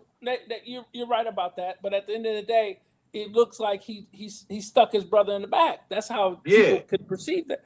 Yeah. I don't see it that way. I just see it as he's just trying to play an angle to see if he can use this to get out. For sure. I understand. You an attorney, me on the other hand, I'm trying to prosecute these. But here's another thing. Here's another thing. Some people could argue that Meech was mad because from what I understood, correct me if I'm wrong, I told you I wasn't involved in the case, but with limited information I had was that Mr. Terry Flannery was more reckless on the wire. All of the evidence pointed to T. So the evidence came through a lot of. So one could argue that T should have took the weight and not let them even be in that situation. He could have. But see, here's the thing. Here's the irony, and here's the irony on the whole thing. Meech. What is Mr. Demetrius Flannery? I like legal names because. I don't know these gentlemen. I know how people like to talk about them as T, and I think they deserve to be mentioned in a professional sense. If he signs a contract, he doesn't sign it as Big Meech. He signs it as Mr. Demetrius Flannery. But as Mr. Demetrius Flannery had the overwhelming presence in the public eye, Mr. Terry Flannery did not. But yet Mr. Terry Flannery's communications were captured under Title III's more so than what Mr. Demetrius Flannery's was. So it kind of like they were toppled under the weight of their own success and their own mistakes. It was a mistake to want to be, in this game and using the phone to communicate. It's a mistake to be in this game and to have such a prominent public perception or public image and still have one foot in the street game. I'm not saying that that's actually the case, but those are the mistakes that took place. And so when he got convicted, after they both got convicted, Demetrius Flannery decided, I'm going to do a 2255 to see if that worked. So I got a question though. Just to clarify, when he actually did that 2255, and it was stated that the only thing he was guilty of being his brother, Terry Flannery's brother. Was that me saying that, or was that his lawyers actually saying that? Well, the words of the lawyer always can be conveyed upon the client. So he's saying that for the purposes of having the judge make a decision on this. Right. So at the end of the day, they was already sentenced, correct? Yeah. No, they were already just sentenced. right. So that was just him trying to create an exit out of that motherfucker. Right. Trying to get up But out of that, my stance on that is if he would have been successful in that, then who does that? You said what? Who mad about that? It ain't about being mad about it. It's just not mad like that, but who don't like that? Yeah, no, it's just evaluating, you know what I'm saying, the paperwork. My stance on it is if you do come back, let's say you successful in this 2255. Now you have things in here that, I feel the prosecution could argue are judicial admissions. You know what I'm saying? So I'm more so like this. Well, this is my take on it. Y'all can probably disagree with this shit or not, but my thing is, like, I know you motherfuckers ain't getting mad at me for coming up with a good lie to get the fuck up out of here. Yeah, that's what it sounds like. For sure.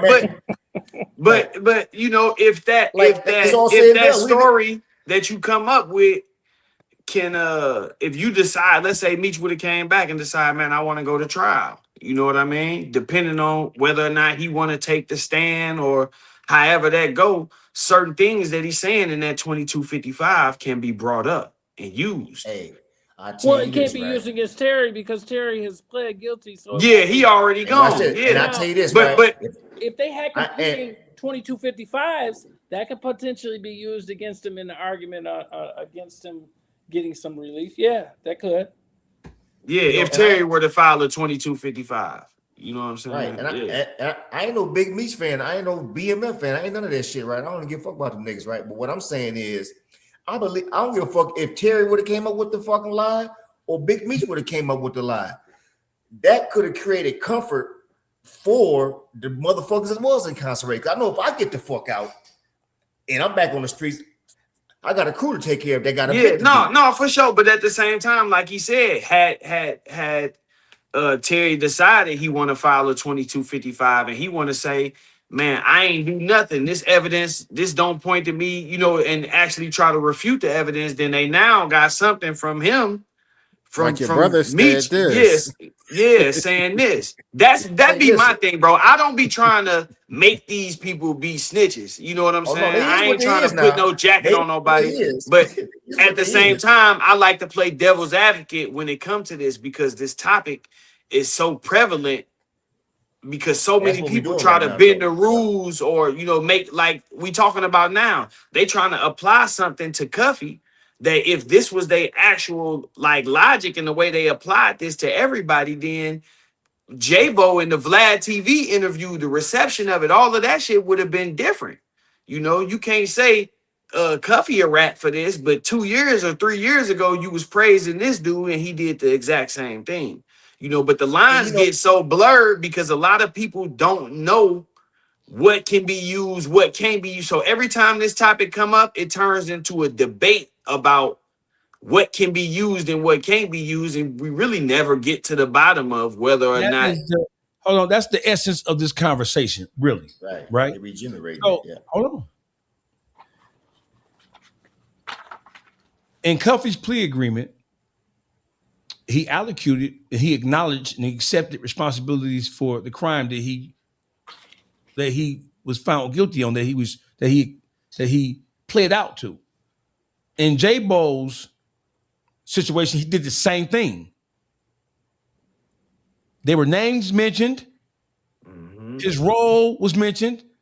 The fact that they were the bosses and they ran the organization was mentioned, and he copped out to them.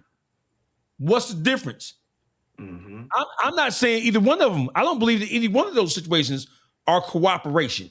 But I'm saying that what your Cuffy acknowledged that it was some killings. He acknowledged those were what the state charged him with, what the feds charged him with. He didn't tell him he killed. See, the difference is Cuffy didn't say, oh, he wasn't the witness. He didn't cooperate with the feds, say, oh, he shot him, he shot him, he shot him. All he did was plead guilty to what the prosecution had established. He didn't give any information to say he didn't give any testimony. He didn't take the stand. He didn't provide any information to the feds saying this person did this and that person did that. So that's why that person is locked up. They were all locked up to begin with, and he copped out to what the feds said he did, and he wasn't the one. Nobody went to prison for anything Cuffy said. And in fact, the person that he was locked up with, Mr. Andre Dre Rush, he was the one who told on him to help bring the whole thing down outside of the wiretap. Right. So my thing is, if J Bo said, I plead guilty, Demetrius and T, I work for them. I push dope and money for them. I work for them. I transported millions of illegal dollars for them. I got money laundering. I did all this shit for them. Mm-hmm. So watch this, Dawgface. So Meech was telling shit before plea agreements and sentences, correct? No. Okay. See, my thing is this, right, dog? This is where I think too a lot of people get where the whole debriefing shit come from. Because after you take your plea on a federal level, I don't know how other states do, but I know in Illinois they do a pre-sentence investigation, but they do it on their own. They don't really require you to talk to nobody. But on the federal level, most times dudes have to go in, sit down with that probation officer, that pre-sentence report get prepared, and they gonna ask you about the stuff that you pleading out to. Like you don't say have that. to say nothing.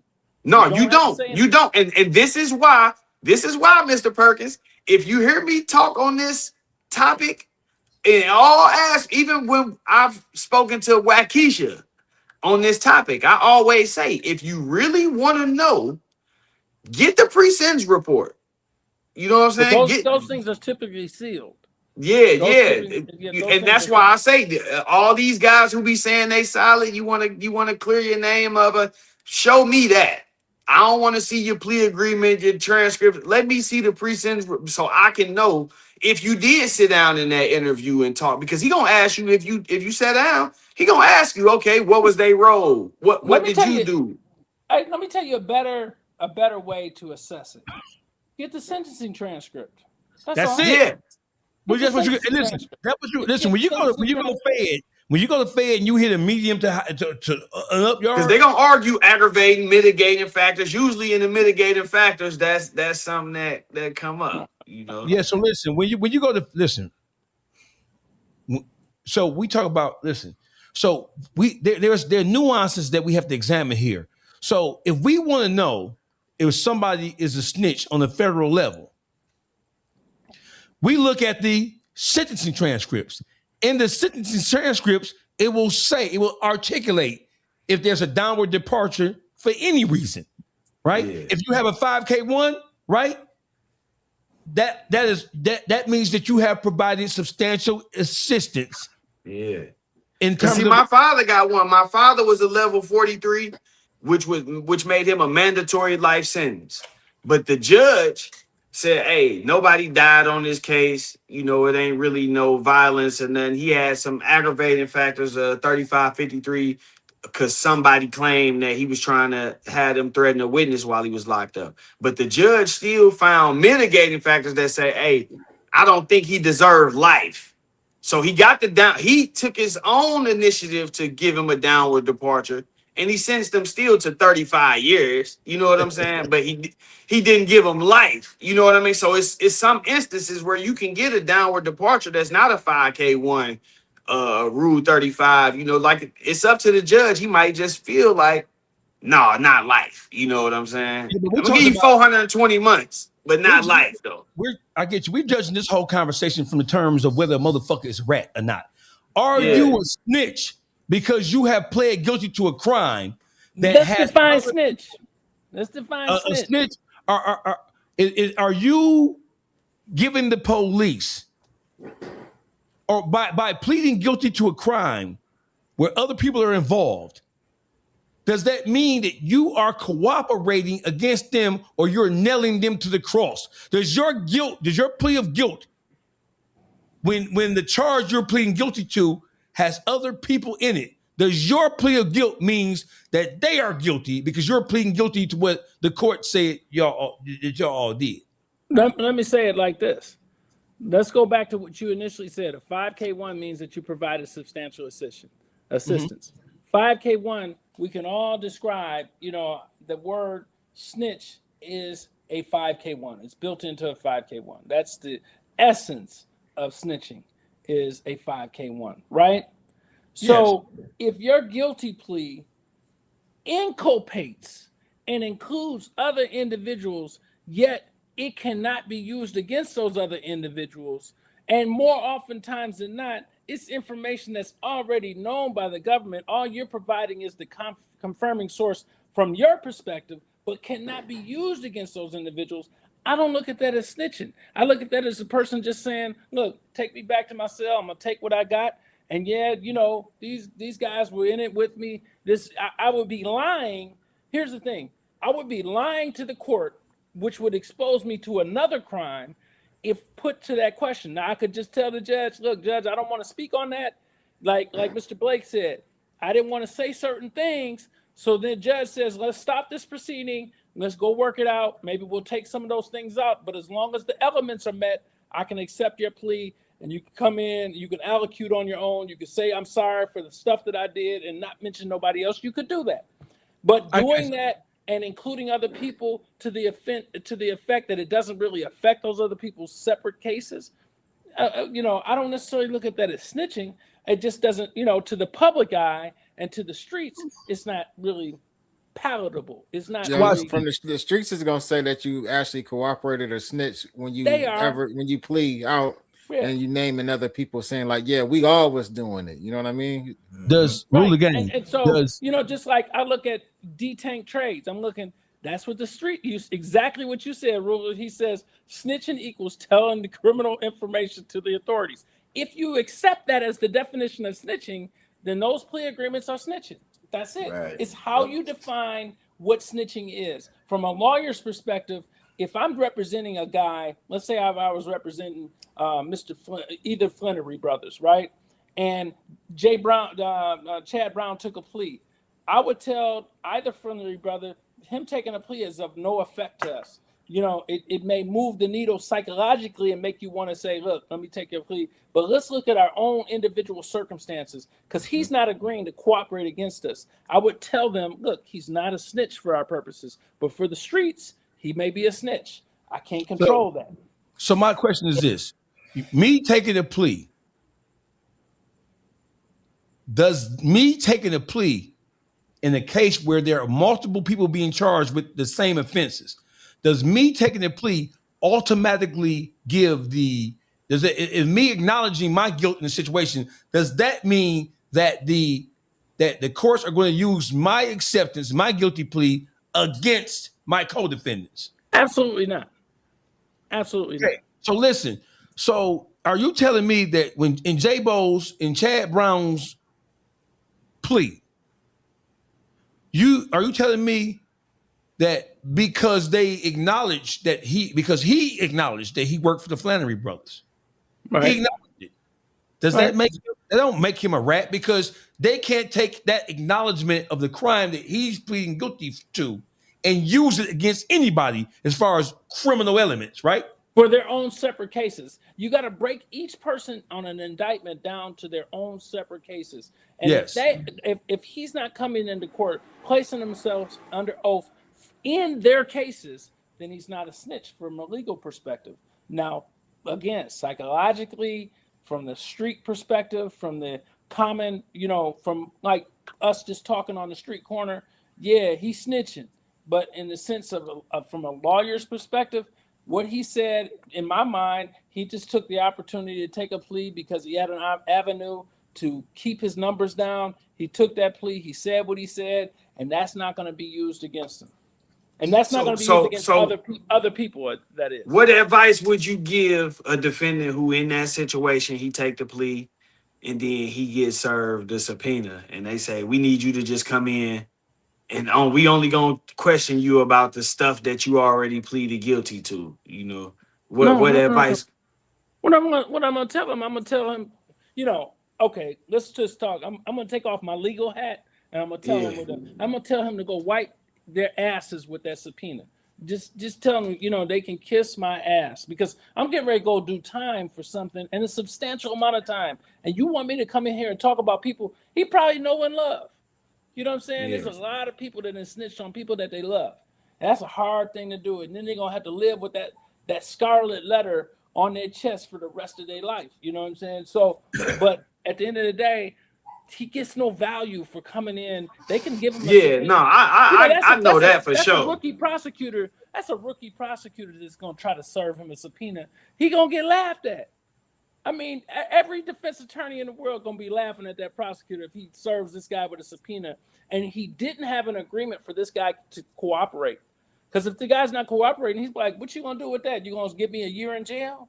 That the judge going to let me serve concurrently? If that's the case, that's like a shot in the dark from a prosecutor, ain't it? Yeah, that's all that is. And then everybody in the legal community going to be laughing at you. Is that what you want to do? Go ahead, rock with that. Let me ask you a question. So this whole conversation brings up the situation with Gunner. Gunner took a plea, and during his plea hearing, we all heard it because they leaked the tape, they leaked the footage. When the judge asked him, when they ran down the list of things that he's pleading guilty to, Gunner said yes. Right. And then he was labeled as a snitch. Right. But none of what he said, he didn't point the finger at anybody. He just agreed to plead guilty to the charges as the prosecutor knew them to be. Nothing that he did put anybody in jail. He didn't provide any substantial information. All he did was plead guilty to the elements of the crime that they all eventually pled guilty to. Right. Your thug took a plea. Mm-hmm. The whole crew took a plea. And so the whole crew had to acknowledge and accept responsibility from some element of that fucking indictment. They all took a plea. See, but watch this though, right? Gunner was kind of like trying to set the tone that we going to trial as a unit, right? And that's the part I'm talking about. Like when young thug, right?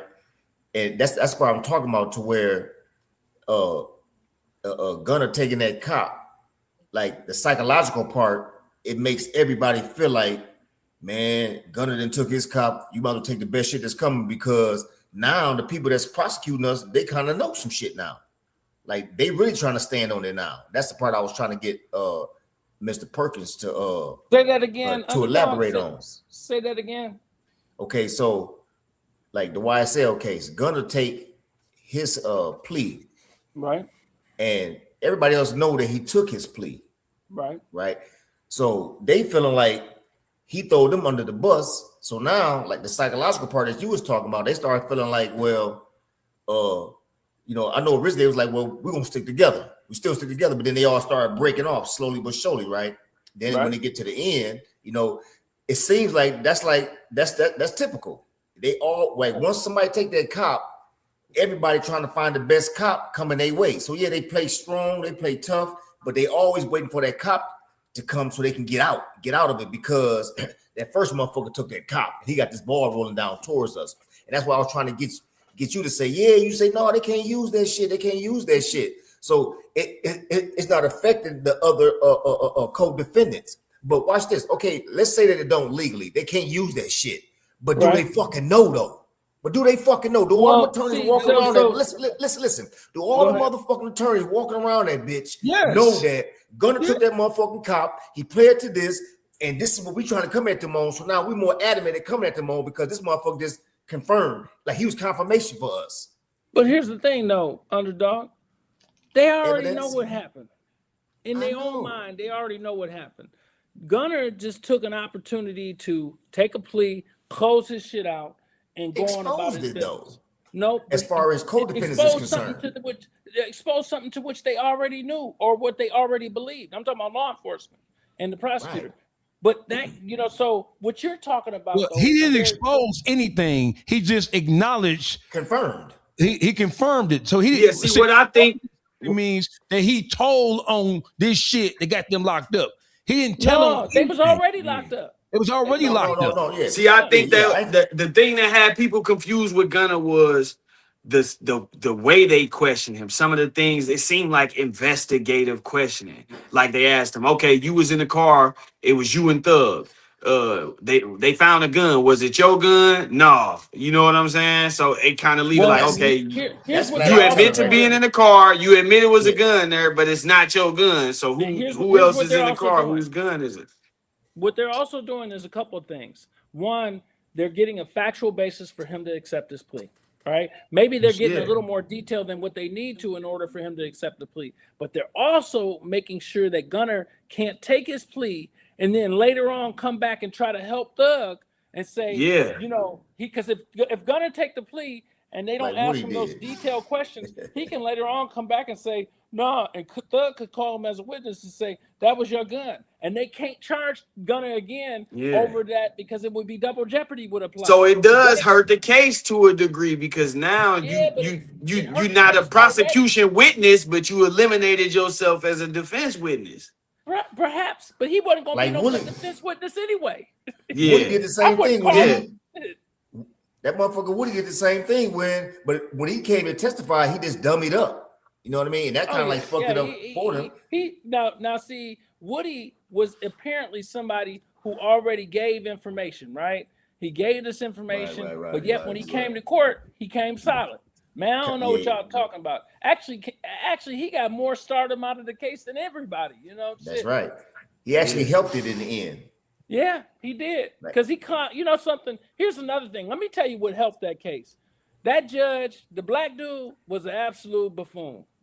And he wanted to make sure that Thug was convicted and he did things. But see, that lawyer would stand up. That lawyer stood up and he went to jail for his client not to give up them notes or that information that he got from somebody within court staff who gave him that information. Yeah. And I'll tell you another thing. I'll tell you who wasn't no snitch.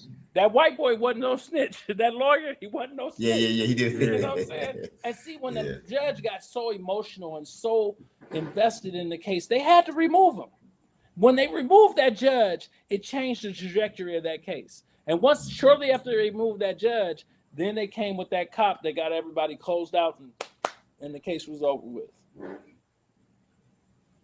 But now I tell you what, Thug, he need not to piss in the wind at all. Don't fart in the wind. You know what I'm saying? Because they will be on his ass from a federal level this time.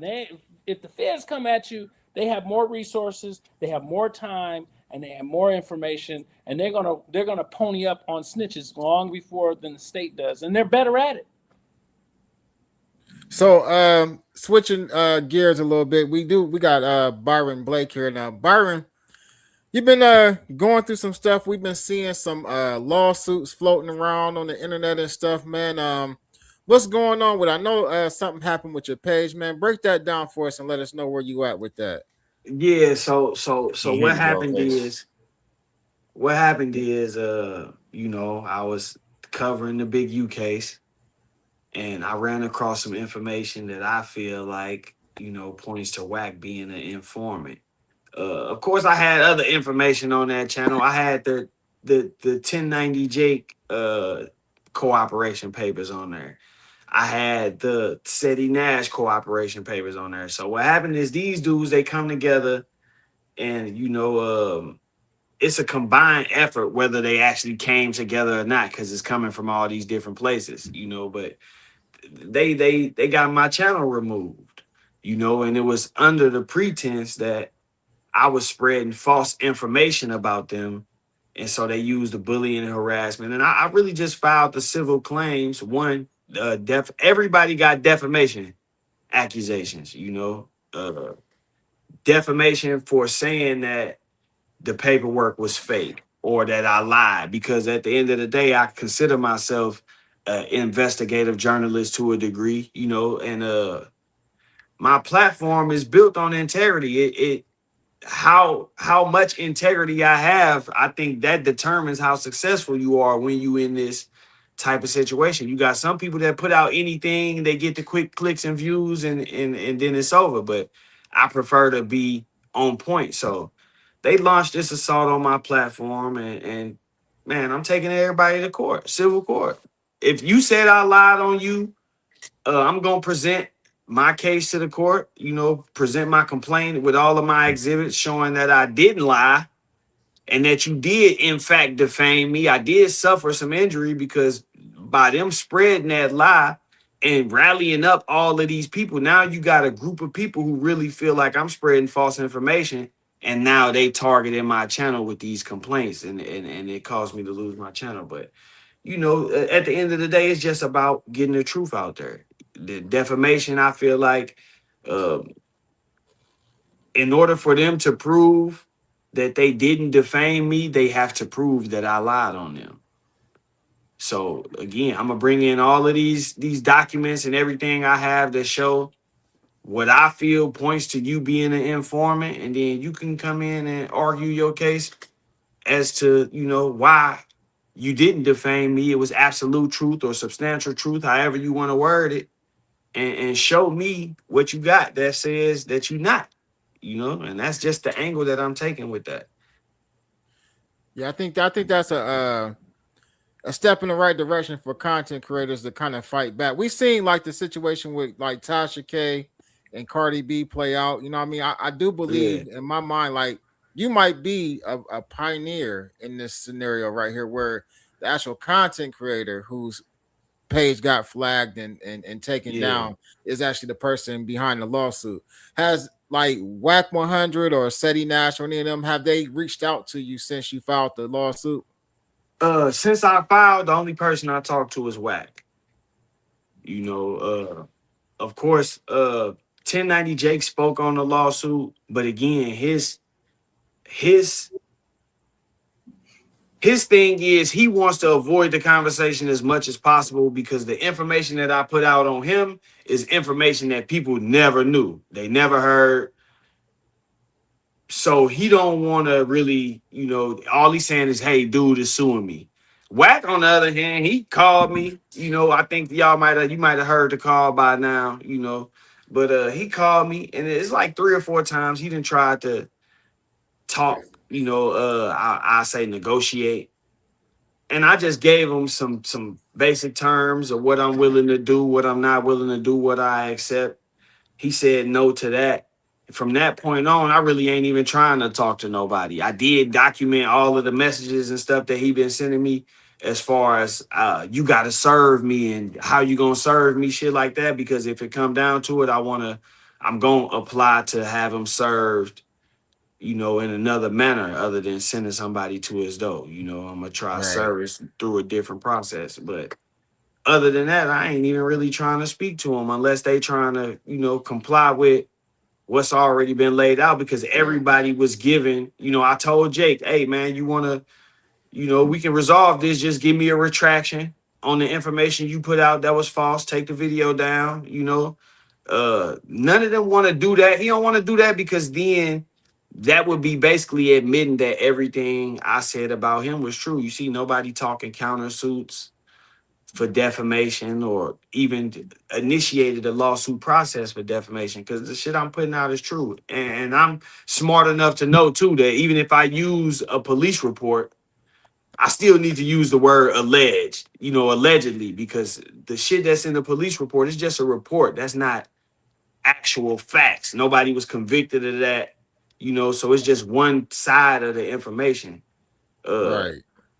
I think I do pretty good with making sure I be factual. If it's something I don't know, bro, I say I don't know. This is just my opinion on it. On the flip side of that, they so upset about the information I put out. For example, 1090 Jake, you got all these prison stories. You know, you talk about. Hold on, Byron. Before you get there, hey, Mr. Perkins, I know you got to cut out. We finna get into the gossipy, messy shit. We don't want this to rub the smut. Yeah, no, for sure. Look, he was over there soaking it up too. He was getting in it. Go on, hit on, Mr. Perkins. Have a good night, brother. God bless you. Appreciate you, Mr. Perkins. Appreciate you, All bro. right, I'm gonna watch the reels tomorrow. Hey, I appreciate you, man. It was a pleasure to meet you, man. It's definitely a pleasure to meet you, man. Oh yeah, we'll be talking later. Yeah. All right. Salute. Todd R. Perkins is in the building, man. Hey, listen, we finna get to the mud now. Free him up. Let him go. Free him up. Hey, listen, Ruler Gang. I'm gonna just sit back and observe this shit. Let me get me something to drink. Let me get me some Hennessy, some hen dog. I'll be right back. I'll be give me some hen dog. Y'all, come on, start to kick it off. Go ahead. You were talking about so 1090, right? Originally, I dropped the grievance, you know, and the main thing was a lot of people weren't as receptive to that because they looked at it just as a general grievance. People like, okay, a grievance, I ain't gonna say that's snitching. It's a grievance, you know, but, you know, I'm of the mind it's not what is written on, it's what's written in it. So it started with that. But as we started, you know, as I started covering it more, I started to see a lot of discrepancies and stuff that he was saying. And eventually I found his movement history. And his movement history show, this dude got stories about all types of violent stuff, right? But the movement history show, he only did 8 days. 8 days, bro. Anybody who done time before, you know, 8 days. Bro? 8 days. Who is this dude? 1090 Jake. Okay. He did prison videos and stuff. He got to the facility. He went to orientation for 2 weeks. They sent him to the main compound for 3 days. After that, they moved him to the work camp. He stayed at the work camp for months. Something happened there. They put him back on the main compound for 5 days. In that 5 days, he got assaulted. He went to the hole. He never came back out. So a total of 8 days, you was really in the mix of the type of, you know, environment that you talk about in your videos.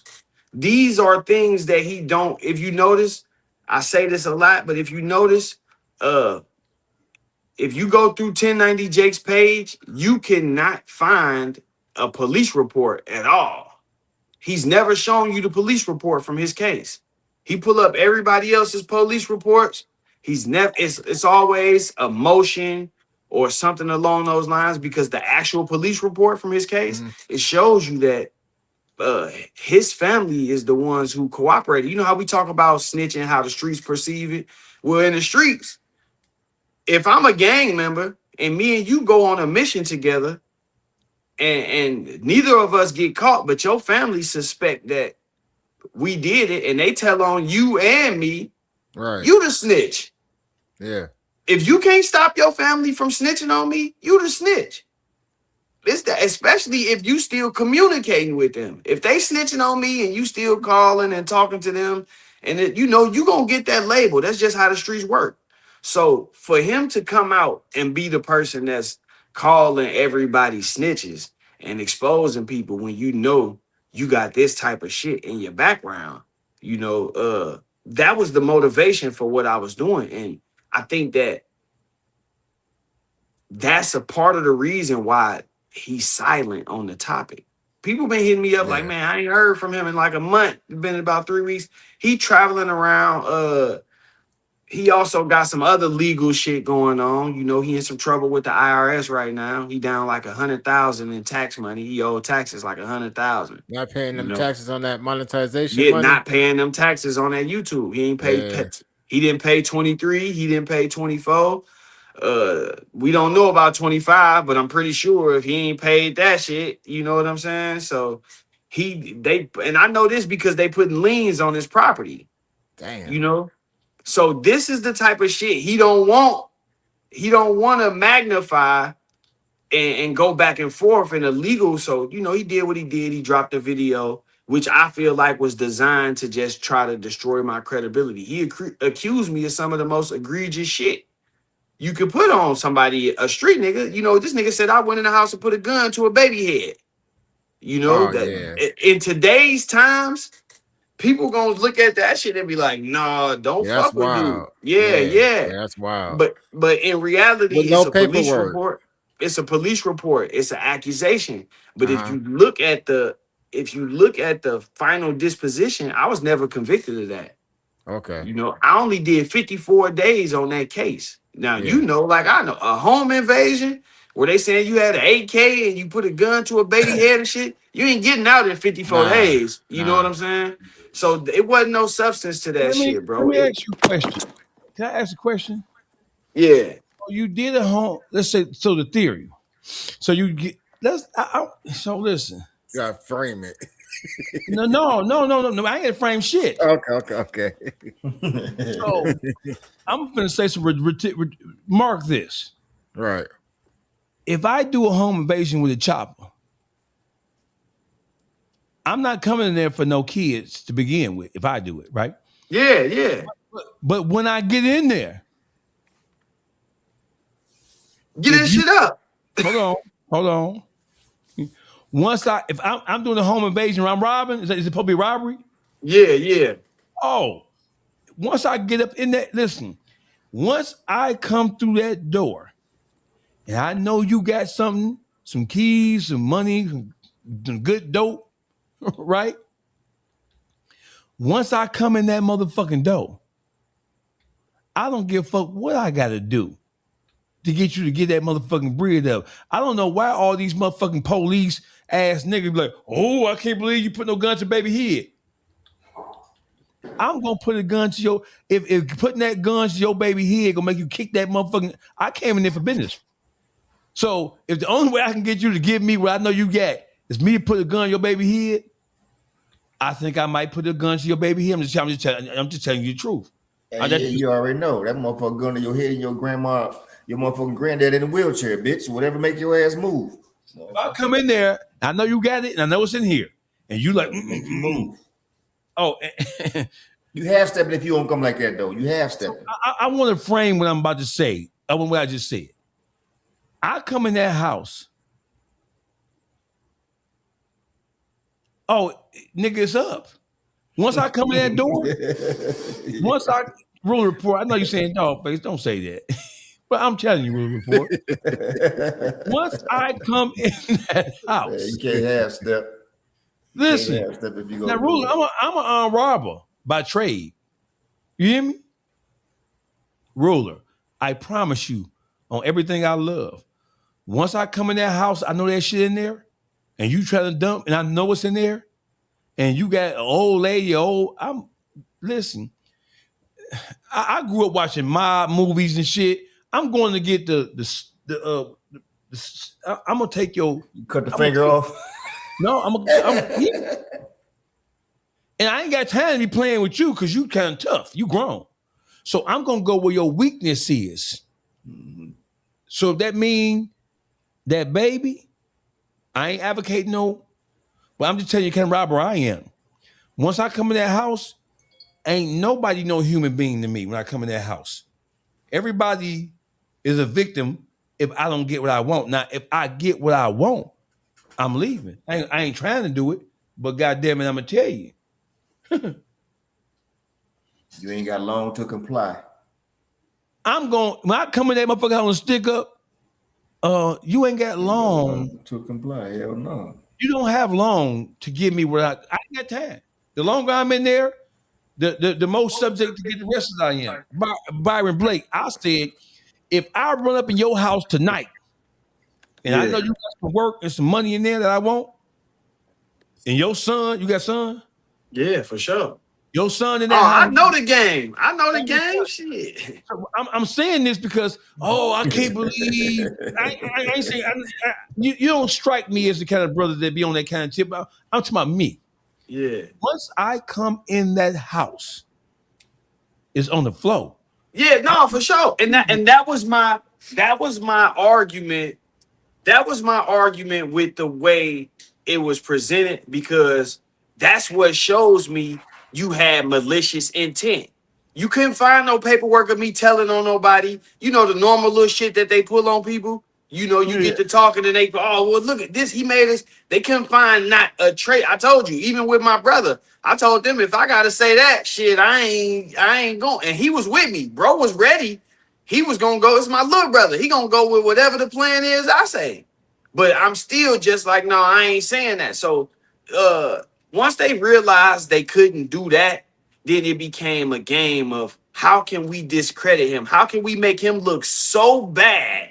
And that's where I knew they not real street niggas, because the street niggas know once a motherfucker come in that door, man, give it up.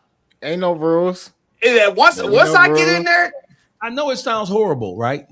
Yeah. Hey, Dawgface. It don't sound horrible. No, but it don't sound. It only sounds horrible to a nigga who L7. Because if me and you was listen, if me and you are sparring on YouTube or on Instagram, and somebody say, "Hey man, Dawgface, guess what? We gonna call you BB. BB ran up in the motherfucking house and put the gun to the baby here and say, bitch, where that dope at?" I'm like, shit. I would have did the same thing. I wouldn't think to take that and try to use it against you like that's some horrible ass shit. Yeah, no, that's how I know that you ain't did all this shit you talking about. 1090 Jake went to prison for robbing his own family. That's what he went to prison. He went and broke in his uncle's house and with some of his homies and stole the guns. The uncle said, if anybody would do this to me, it'll be Jake. The police contacted the auntie and said, this is the description we got. Do you know anything? She told on all of the homies who car it was, what time he come pick Jake up, all of that shit. You see what I'm saying? So these was 1090 Jake's boys that. Yeah, these was his homies. Okay. Yeah, these was his homies. And that's why I said, in my mind, that make you the snitch. You know what I'm saying? If you allow your family to go in here and just snitch on you in the county writing home saying, man, I'm sorry. I was high. I was trying to get high, or whatever you saying to them, you pleading your case. Meanwhile, they pushing for your co-defendants to be prosecuted to the utmost extent of the law and claiming that you just got caught up with the wrong people. That's some police shit. You know what I'm saying? And so for you to be the face of determining who the police and who ain't, you know, that made a lot of these niggas questionable to me. Let me ask you a question, Byron. How did you get into conflict with? So who you have conflict with? Let me write this down, because goddamn it, you worse than me. Right here. Who you my pen right here. Who you got? Man, the shit started with 16 shot him, man. Don't know him, but I'm writing them down. That's who it started with. Where's 16 shot him from? Chicago? Yeah. 16 shot him. Okay. It started with 16 shot him. Once that's a gangster name. That's a gangster name. Because you six, I'm assuming that means shot six. That nigga's a cameraman. It's a cameraman. Okay, I got you. Okay, who next? Yeah. Who next? Yeah, so it started with him. From there, it went to 1090 Jake. And how did you and Jake's situation erupt? A homeboy of mine had booked Boston Richie. Yes. He booked Boston Richie, and this when Jake was on his Boston Richie campaign. So he was a rat. Yeah. This when he was on his Boston Richie campaign. So somehow, you know, I guess the flyer come across, you know, his profile, or, you know, maybe he was stalking Boston Richie, because it seemed like when he was dropping shit on people, he was actually trying to gauge the public response and see how people cut them off, or if he fucked up their bag or whatever. Long story short, he ended up on his post where he arguing with my homie who involved in the booking basically like y'all booking racks. You know what I'm saying? Whatever. Him and the homie get to going back and forth. You know, the homie saying, man, you trying to fuck up my bag, you know, go somewhere else with that shit. And it turned into a debate. He get in the homie YouTube and get to talking about how solid niggas is and niggas ain't. And I said, you know what? I'm finna just look into dude shit because he getting so comfortable and, you know what I mean? He got to be confident to even come, you know, not just expose the nigga, but you targeting other niggas who still fucking with him. So I found a grievance first. And when I found a grievance, you know, I applied the same logic that they applying right now. You got this shit, whether it's a grievance or whatever it is, you wrote this man's name in it and said that he assaulted you and he attacked you. In my book, that shit don't fly in prison. If you get into a fight, everybody been to prison, no. Even if you don't fight back, your ass still going to the hole. You just still going to the hole. If you a gang member, was I breaking up? Go ahead, though. All right, yeah. If you a gang member and you consider yourself a gang member and you know you actually get caught up in the middle of some gang activity, whether you did the shit or not, they take you to the hole, bro. Go do your little couple days in the hole. And you know what I'm saying? According to Jake, one of the Zoes hit one of the Bloods. One of the Bloods hit one of the Zoes, and the Zoes retaliated by attacking Jake instead of attacking the other dude. That shit is warfare. You know what I'm saying? You get to go and be like, oh, I ain't do nothing else. You know what I do? You get already on this trail. More to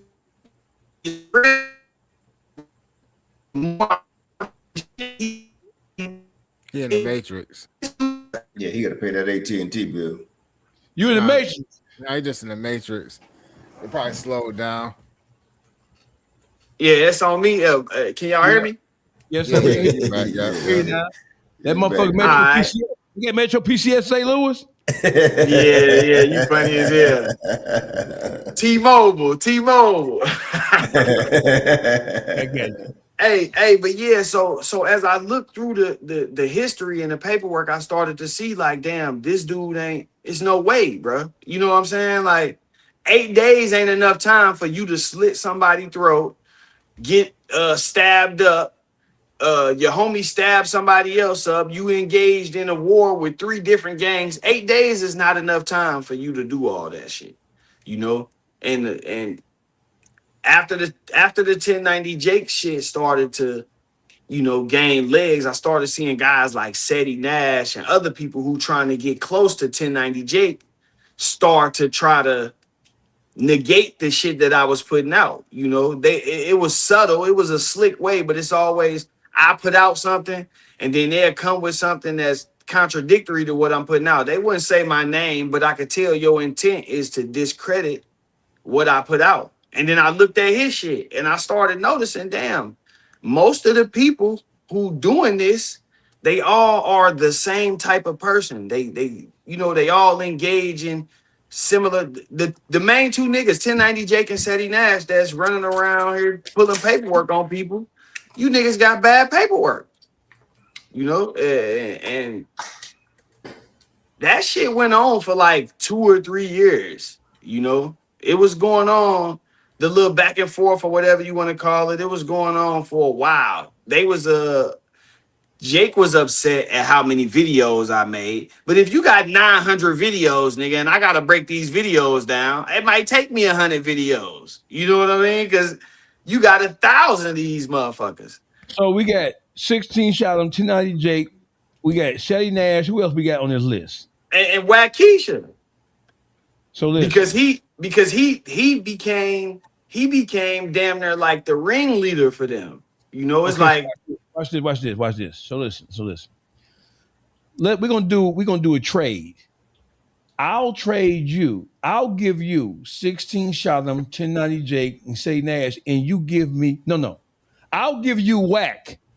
I'll trade you Wack 100 for Seti, 1090 Jake, and 16 shot him. Because in my mind, Wack 100 and what he's doing on social media and on YouTube, in the YouTube streets, it is quantitatively more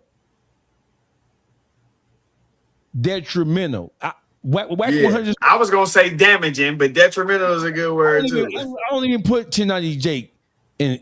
1090 Jake said he a joke. Yeah, Jake a joke. I don't put 1090 Jake and Shetty Nash in the same category with Wack, because whether you like what they do or not, they typically try to, like I seen people send 1090 Jake, and I'm not justifying anything for him, but I seen people send 1090 Jake paperwork on people, and 1090 Jake like, that ain't it. Let me go get the whole thing. Yeah. But see, my thing with that is, right, he's gotten so comfortable in his position that he feels like he's the end all be all with that. So whether or not his response to certain situations is not always objective. You know what I'm saying? It's always. You think he got jaded because you think he got jaded, or you think his ego, because he knows the impact that he has, you think his ego is in play versus yeah. I've heard him say, for example, the BG situation, right? He said that the guy who was claiming that BG told on him was reaching out to him. He said he said dude was reaching out to him, and you know, once he looked at it, he didn't feel like BG was a snitch, you know, because dude, this is what you signed up for. You know what I'm saying? He actually said that once dude reached out to him and he knew the story was gonna break, he said, I decided to hurry up and drop so I can control this narrative. So like you're saying, his ego is so big that he feels like he has the power to control narratives about whether or not a person is a snitch or not, you know? And really, you really don't even have the qualifications to participate in the conversation. But he and guess what? Now that he been hanging with 6ix9ine and he being called out for hanging with 6ix9ine, guess who he calling the snitch now? BG. Now he's saying, oh, well, shit, y'all ain't saying nothing about me hanging with BG. And he went to the grand jury and testified. Well, you ain't have a problem with that when you was so-called trying to control the narrative, you know? But now that it hasn't, and I think that was because he was cool with Boosie at the time, and Boosie and BG was cool. And then once Vlad and Boosie fell out, then now he don't care about Boosie no more. So now he can say, oh, well, fuck BG, he a snitch, you know? But I take a lot of pride in, one thing you would never hear me do is call a nigga a snitch and then turn around and say, no, I had it wrong, he ain't snitch, you know? Because my view on that shit is what it is. If you told, you told. If I feel like it's telling to me. That's how I'm coming, you know. I ain't gonna double back and say no, because that's my integrity and my manhood on the line. You know what I mean? Like, nigga, no, if I called you a rat, I ain't gonna come back, because I know I'm not even gonna jump out there and speak and say somebody a rat if I don't feel that way or if I don't have all the facts. Yep, you know, if I don't feel like I got enough information in front of me to make a determination, I'm gonna say, nah, I don't know. Yeah, you don't say it. Yeah, and once I say it, that's how I feel. So, you know, Jake and Seti, they not on the same level as Wack. Wack is a real Wack, but don't get me wrong. Jake is responsible, and I say this on the record because I know this to be fact. Jake is responsible for at least 3 federal indictments in the state of Florida. And 2 of them for sure came to the Bloods. It was the Bloods that got indicted. When he went on the news and did that news clip, less than 2 weeks after that, they shook down a gang of prisons down there. They found a bunch of phones. Them phones had information in them. They arrested over 30-some officers. He got by because he always said no officers got arrested and people couldn't actually get paperwork. Once I started digging and I found all of that shit, dude is basically, you know, I ain't gonna say basically, he an informant. 1090 Jake is an informant just like Wack. The difference is Wax is on a greater level, because Wack is a part of a different type of program. Wack is part of that program where they actually you know, they use these people in these media stances to gather intel and information. He not getting everything that Wack say on this internet. They keeping track of that shit. And eventually it's going to come to the point where you're going to have to be willing to openly come to court and stand on some of this shit so you can help us close this case, which I think is going to be the issue in Big U case. Okay, with that being said, what's your thoughts on, you know, the paperwork from the superseding indictment on Big U? It exposes Wack. Because this is the thing, right? Wack is on a phone call, and my lawsuit mentions this. And I think if you look at the timing of the lawsuits as well as the timing of the superseding indictment and the fact that they include information from him, you know, it kind of is spooky for real. But my lawsuit alleges that part of what justifies me calling Wack an informant is the fact that he participated in a conversation with victim one, who we know as Big Dale Morrison, however you want to put it. He participated in this conversation with him. Loose Cannon also participated in that conversation. Loose Cannon is a defendant on this case. Wack is on the internet admitting to orchestrating this phone call. If you orchestrated this call, you either orchestrated it for Loose Cannon, which would mean you was aiding and abetting this defendant in this witness tampering, or you orchestrated it for Big Dale, which would mean that you was colluding with this alleged victim to frame these defendants. Hey, somehow, Byron, if I can, I want to play something for you if I can. All right. Remember, Wack 100 told us this story about, ask Future, like me and Big U ran into him and Sierra at LAX, and he had. Let me stop it right there. He says, "Do you remember Wack 100 told us the story? Yeah, about what happened when he saw Future and Sierra." So people, Wack 100 bitch ass, now that he's in that indictment for show, Wack 100 is acting like he don't know where this motherfucking charge and this indictment came from. He act like he don't know where this overt act number 38 on the overall on the superseding indictment, overt act number 38. It talks about this same story verbatim. I want y'all to pay attention to something. Future has never acknowledged or told this story. Trick has never told this story. Big U, once he heard that Wack had said this, Big U said that it was not true. Birdman has never acknowledged or told this story. Sierra has never. So you have Wack 100, and Wack 100, he names Big U. Yeah. Wack is most definitely the source of information for that. Whoa. Hold on. I gotta check this bitch right quick. Hey, Tommy Antoine, tell your mama I said eat a dick. Your mama and everybody who look like your mama, you bitch ass nigga. I'll stick my finger in your mama ass. We're sorry, funky pussy ass, you bitch ass nigga. Now, I'm finna block your bitch ass so you can go play in your mama asshole, you bitch ass nigga. Bye. All right. So I ain't done yet. Hold on. Trick, Sierra, and Birdman. He named 4 people. None of those 4 people have ever acknowledged or have ever repeated what he said took place in LAX that fateful day. Nobody. The only person who's ever told this story is Wack 100.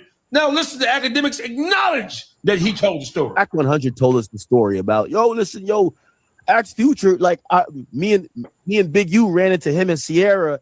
He didn't tell him this story in private.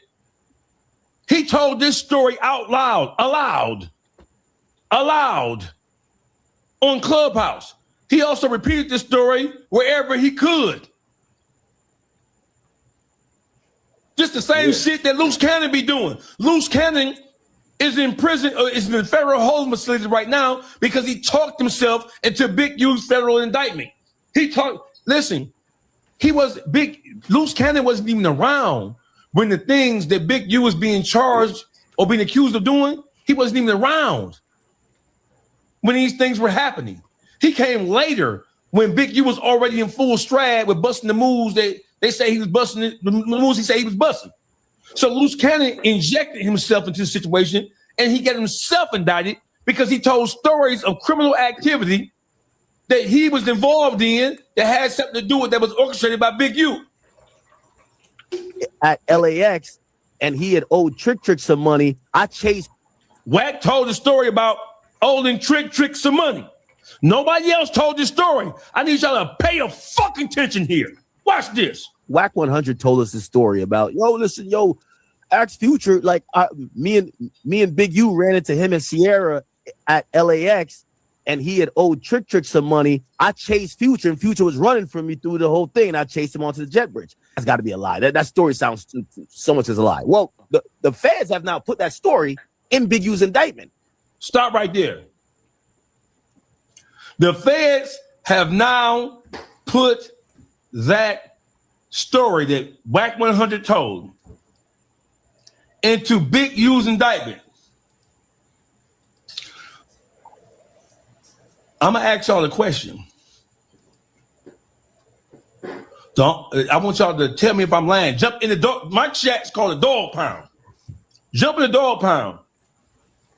When have you ever heard Trick tell a story? Because these questions I'm gonna ask you, they go to how do you think the feds found out? I'm gonna ask y'all questions that I already know the answer to, but we gotta play games like this. You know how they be. Watch this. Excuse me, I'm chewing mamas. Got my goddamn blood pressure up.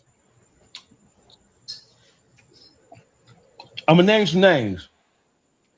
You tell me which one of these people whose name I say have you ever heard talk about what happened in LAX between Wack 100, Big U, Future, Trick, and Birdman and Sierra? 5 people. Have you ever heard Trick come on any platform? And I know Trick.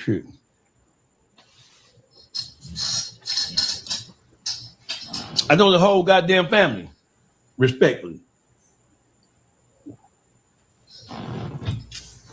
When have you ever heard Trick tell the story about, and if you have, send me the link, I'll pull it up. When have you ever heard Trick say anything about what happened in LAX between Birdman, Wack 100, Sierra, Future, and Big U? When have you ever heard Trick say anything about this situation? When have you ever heard him acknowledge it? Because he definitely heard what Wack said. You've never heard Trick even acknowledge that what Wack was saying was true or not true. I haven't heard from any of them. I haven't heard it from any of them. Denied it ever happened. Dawgface. Birdman never spoke on it. Sierra never spoke on it. Yeah, Byron was saying. What you say, Byron? I said I never heard none of them speak on it. You know, the only account I've ever heard of it comes from Dude, you know, and we know if we look at the very first indictment, you see that they using Wack's words, you know what I mean? That they feel like it's credible. In order for them to even include you in the indictment, bro, they have to feel like what you're saying is credible, you know? So it's he tried to I've listened to him on Clubhouse, and he tried to say, well, if they know that and they know about the club, that had to come from Bear Claw or from Hot. You know, like trying to say somebody close to him had to say this. But if you look at just like you played that clip, if you look at some of the other clips, you can actually find clips of Wack arguing with people where dude is saying, okay, why didn't this make the news? So none of this shit made the news. And Wack is saying, no, go look up where Future got attacked by the 6-0s in the club. And you know, the same details you saying had to come from somebody in his circle. You discussing all of this shit on the internet. Yeah.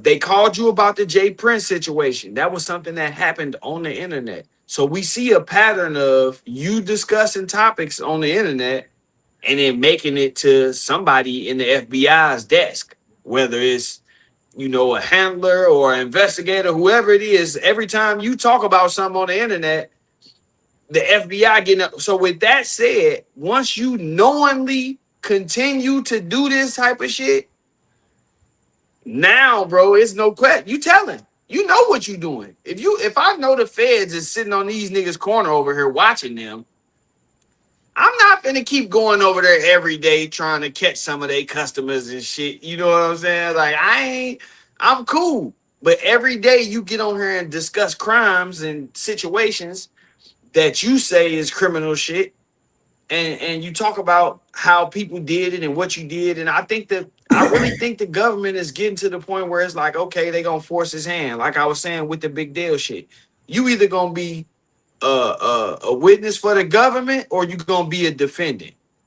That's why they use the language co-conspirator in this new indictment, because you either gonna be a co-conspirator and get added to the next superseding indictment, or you gonna come on in here and talk to us and confirm this shit, because otherwise you doing too much shit that's detrimental to the case. Yeah, you orchestrating phone calls with the victim and the defendants. That's either witness tampering or it's colluding. If Big U attorney decide they want to bring in this phone call and play it for the jury, and the jury hear Big Dale laughing with loose cannon when they talking about the robbery, how likely are they to believe that this was a real robbery? I wouldn't buy this shit. You know what I'm saying? If I hear you on here talking to this dude and y'all talking about blaming everything on this other person, and then y'all laughing about this supposed robbery, I'm gonna be like, no, I don't know if I want to give a nigga life over that. You know, because it's too shaky. But on the other hand, shit, Wack, if Loose Cannon was the one who wanted to make the call, then you admitting to tampering with the witness, because the government has to do this. If Big U lawyer bring up that call, the government, the only way they can defend themselves from that is say, well, our witness was being pressured. He was under pressure. You know, he was coerced. He was afraid. And if they take that angle, then that means Wack is a party to that. If they don't take that angle and they just allow this to come in, then that means Wack helped destroy the credibility of their witness. So you involved in the case, you too entrenched in the case, you helping them get charges, and you help you know, you on the record saying you told Big U they was coming so he could get away. So by all the stuff that he done said, you know, even going back to like the stuff about the grid program stuff, the Rayshawn Williams murder, up until like the dispensary robbery where Loose Cannon came and talked about that. You basically, what you're saying is all of that stuff, either it affected the case one way or another, regardless of how he tries to spin it. Yeah. And that's why you see so much of him now saying, oh no, I ain't say that. I would, because he's realizing they not just see, to him, it's the content game. It's content. We got the content. This shit has started to gain legs. It's getting closer to Big U's trial. And whether people want to acknowledge it or not, that case is falling apart. People want to keep trying to make it. If you look at where the case is now compared to where it was when it first hit, it's nowhere near the same perception. When it first happened, they was telling you Big U DNA was found. Right. You know what I'm saying? And now it's, no, we never said that. No, you did say that. You got on here and you said they found his DNA under that boy nails.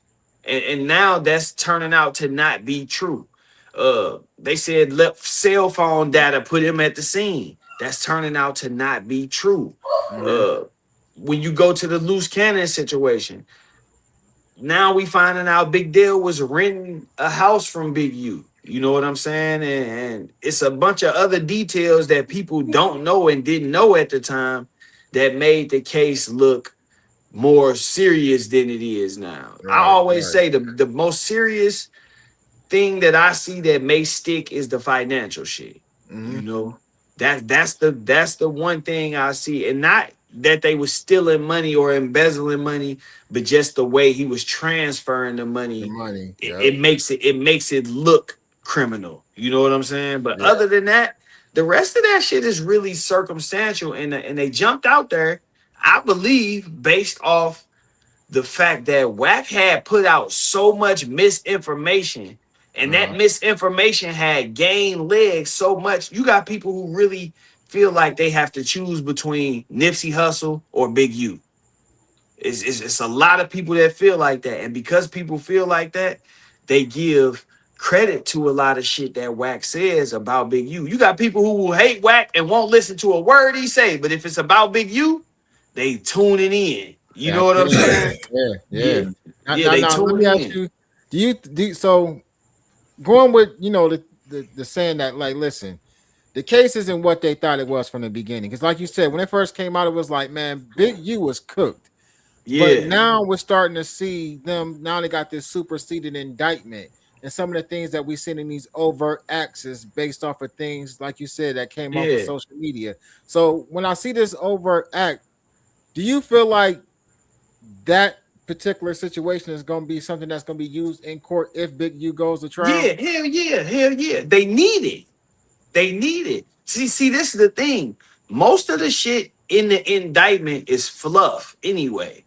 For example, they got in there that Big U said he was bigger than Nipsey Hussle. That's one of his overt acts. That's not a fucking crime. That's not a crime. I can get on here right now and say I'm bigger than anybody that's on this screen. That's not a crime. But they saying he said that to further his standing in the enterprise, and this shit don't even make sense. So to me, it's fluff, and they've gotten to the point where it's so much fluff, that they have to. It's almost like a completely circumstantial case now. So now that this whole case is circumstantial and is built off assumptions and inferences, you're gonna need somebody to fill in the blanks.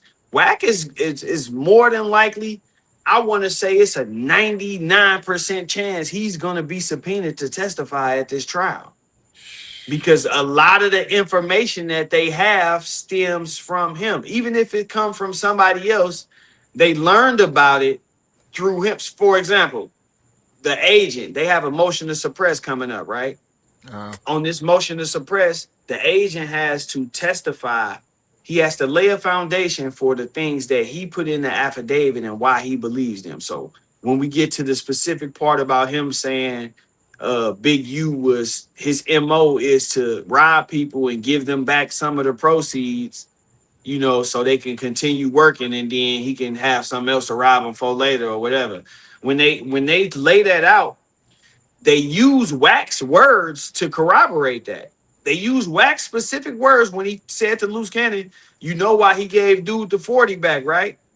It's because he wanted to he was going to charge him 20 for getting it back. So basically Wack was saying Big U took the money from Loose Cannon them and gave it back to Dale so he could make Dale split it with him since he got it back for him. Now, in order for the agent to come in and testify to what Wack said, he's going to have to establish a credibility standard. He's going to have to establish a pattern for how he knew Wack's words to mean what they mean.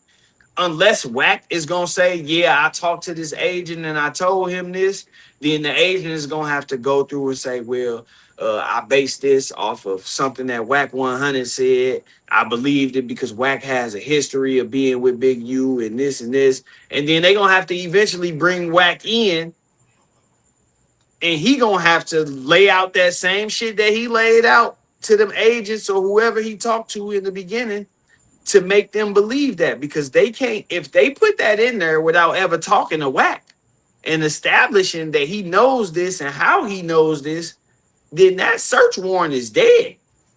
Yeah. Because you basically just made some shit up to get the warrant. That's in Big U's original complaint. If a person comes in and use my word, it's like Mr. Perkins was just saying, the right to confrontation. You can't use this person's words to establish a character and a history and an MO for me, and I don't even have the right to confront you or this person about how you reached this conclusion. So right now it's just at the phase where the agent is, I believe the agent is going to expose it at this hearing. The hearing is like the 28th or some of this month. I believe we about to really find out how much talking he been doing to them, because that agent is going to have to lay out a foundation for how he knows that meant what he said it meant.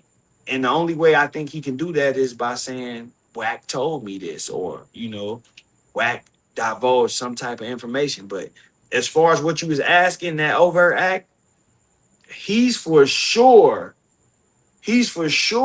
gonna have to talk to somebody, whether it's because they trying to subpoena him or whatever. That overt act is important and central to Big U's case, because it establishes a history and a character of collecting money from people for not checking in. Other than that, what other instance do you have where Big U was, because they mentioned the check-in process and checking in podcast, but I don't recall seeing an example in there of somebody being forced to check in. They talked about the James Harden shit, but if you read Big U's indictment, it says from 2010 to 2025. He filed a motion and said, how are y'all saying I was running this enterprise from 2010 to 2025, but y'all don't have no allegations from 2010 to 2019 in here at all? Right. And so they needed this future situation, which to me was a reach. It told me that they don't have anything from that time frame other than that to put in there that involves checking in or somebody being extorted. So they added that in to fill in those blanks of that time frame. Once they get to the trial phase and they want to make this sound like it's been a long go, it's been going on since 2010. Now this overt act has to come up. Y'all have to bring this overt act up so y'all can establish something in that window from 2010 to 2019. Then you have to discuss, you know, the co-conspirators. Big U filed and said, I want to know who when it says I conspire with people known and unknown to the grand jury, I want to know who they are. Yeah. They declined to give him that information. But just a short while later, we see one of those people is Wack 100, because they says in the paperwork in the overt act, Big U and a co-conspirator. Who else do we know that was there? Nobody else has said I was there. I was involved in this. The only person said it was just me and Big U. Yeah, exactly. At the airport. You see what I'm saying? Yeah. So how else do you get around that? They called you a co-conspirator. We know they have co-conspirators known and unknown to the grand jury. I'm convinced that Wack was one of those known. And if they got you as a co-conspirator in the indictment, they came and talked to you, bro. Loose Cannon admitted that he was talked to. If you listen to the call with Big Dale, Loose Cannon said they came and picked me up. Yep. Right after that shit, they came and picked me up. That's why I was gonna tell Dawg about and some of the they stuff. Asked me about. He said they asked me about Big U and they asked me about you. He was talking to Big Dale. My thing is, Loose Cannon, if you know they came and picked you up and you know that they questioned you about this robbery with Big Dale, what the fuck did you go on no jumper for and confess to the whole crime? He might have already been working. You already talked. There's no way you gonna go in there and talk about this on a podcast if you denied it to the feds. If I told them I didn't do it It's no way I'm gonna go in here and say, yeah, we did this, and they think you could just go on a podcast and talk about that. Hell no. You know it's an active investigation. But at this point, you and Wack had been dealing. Y'all had already orchestrated phone calls with Big Deal, and this was part of the plan to go in and damn, we hot. Okay, let's just shift it all to Big U. And now that shit is coming out, and Wack is being tossed to the wolves, if you ask me. The Fed's saying, okay, you've been playing the fence long enough. You either gonna come on out and be an informant and work for us, or we throwing you in the bunch with these niggas. Because they trying to get him to shut up. If he don't shut up soon, they not gonna have a case. I mean, I know some people were saying like that phone call from the federal agents that he recorded was fake. We had somebody that was on the panel last week that said that they knew the voice of the woman and confirmed that that was a Fed. So in my mind, though, recording a federal agent talking like that and putting it out online, you would have had that pissed off the FBI by doing and that. they mentioned it in the paperwork.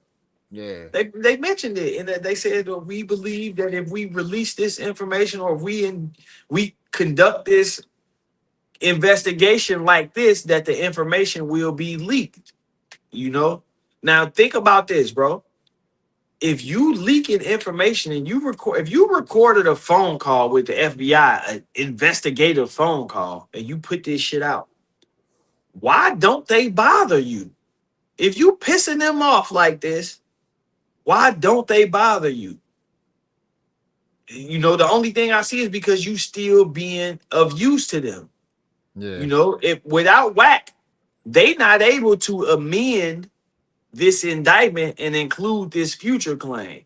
And if they not able to do that, then Big U would have probably been able to get the language struck from his indictment that says from 2010 to 2025. And it would have probably had to say from 2019 to 2025, you know? And then he arguing, well, shit, in 2025, I was locked up, and the last criminal thing y'all got from me was 2023. So that cut it down to 2019 to 2023. That time frame matters because now the relevant conduct y'all trying to put on me only goes for this. So if it's about drugs or whatever y'all come up with, the relevant conduct window is shortened. Wack is. Can I ask you a question? Yeah. Let me play devil's advocate here. Yeah. To me, in my thinking, by the way I think and the way I look at things, there's been so much evidence presented that establishes, in my mind, that Wack is indeed working in some capacity with law enforcement. And I believe that he has purposefully weaponized social media platforms like Clubhouse, Instagram, and then he crosses over to YouTube. And he has utilized the relationships that he's established with some of the most prominent people traversing the YouTube streets. And he has done so for the express purpose of trying to use their platforms to elevate his voice so that those who look into or investigate or are concerned with breaking laws being broken will gravitate towards that shit. And I believe, I want you to tell me if I'm wrong, because I thought of this, right? I believe that he uses these I believe that he's just, I believe in my heart that he is only broadcasting all this shit about Big U and whoever else so that he can muddy the waters. So that when it comes down to who done it, anybody could have done it. I wasn't talking about this. You are the only one. You're the first one. You're the first one to talk about it. And he starts an avalanche with the other YouTubers. He sends it to Poetic Flacco. He'll run it past Adam. He'll go, he hopefully he can get to academics, and so he can spew that shit on academics. I believe that Wack 100 is trying to muddy the waters. I believe that's what he's doing. And I believe he's like Donald Trump. He's asking us not to believe what we see and what we hear and to know it. Listen, did you hear the clip when he went on Clubhouse and the guy who he had running the Clubhouse shit played the clip when he denied saying Stunner's name? Did you hear that? Yeah. Mm-hmm. And then the guy played the clip on his own shit. And then he said, oh, that's some police shit. You're saying that you never said Stunner's name. Why didn't you say that? Like, listen, why was it important for you to say that you never said Stunner's name? Right. Why was it important for you to say I never said Future's name? Right. Why was it important? Because he know that that's some police shit. Yeah, why was it important for you to say I never said Trick's name? The only name that you're trying to move out the equation is Stunner. You know why? Because listen, Academic said, well, let me get this pen. I'm a bad motherfucker when I get this pen, right? Academic said, hey, he tried to give him a way out. Hey, listen, Academic said, well, it's not a crime. Big U wasn't charged with the crime of extorting and threatening and Future. It's just an overt act that is listed. That's part of the crime. Hey, listen. That's the legs to the body of the crime. Yeah, an overt act is an accusation that links said event into an overall, overarching conspiracy. Yeah, an overt act has to be answered to. His lawyers have to. This is something that you did in furtherance of the original conspiracy's plan. Hold on. I got you. Hold on. We have sound effects too. Effects. Listen, so Academics. I was so mad with Academics because he allowed this motherfucker to come on that platform and play games with America. And listen, I was there live when this was happening. The chat that he so loves and adores was tearing his ass up. And they were like, call Dawgface. But if you heard that clip, when you heard Axe's phone ringing, that was me calling in about 6-7 times. Right? Yeah. There are too many instances. So watch this. In January of 2025, Wack 100 and Loose Cannon interviewed a guy who identified himself as a member of the Rolling 60 Crips.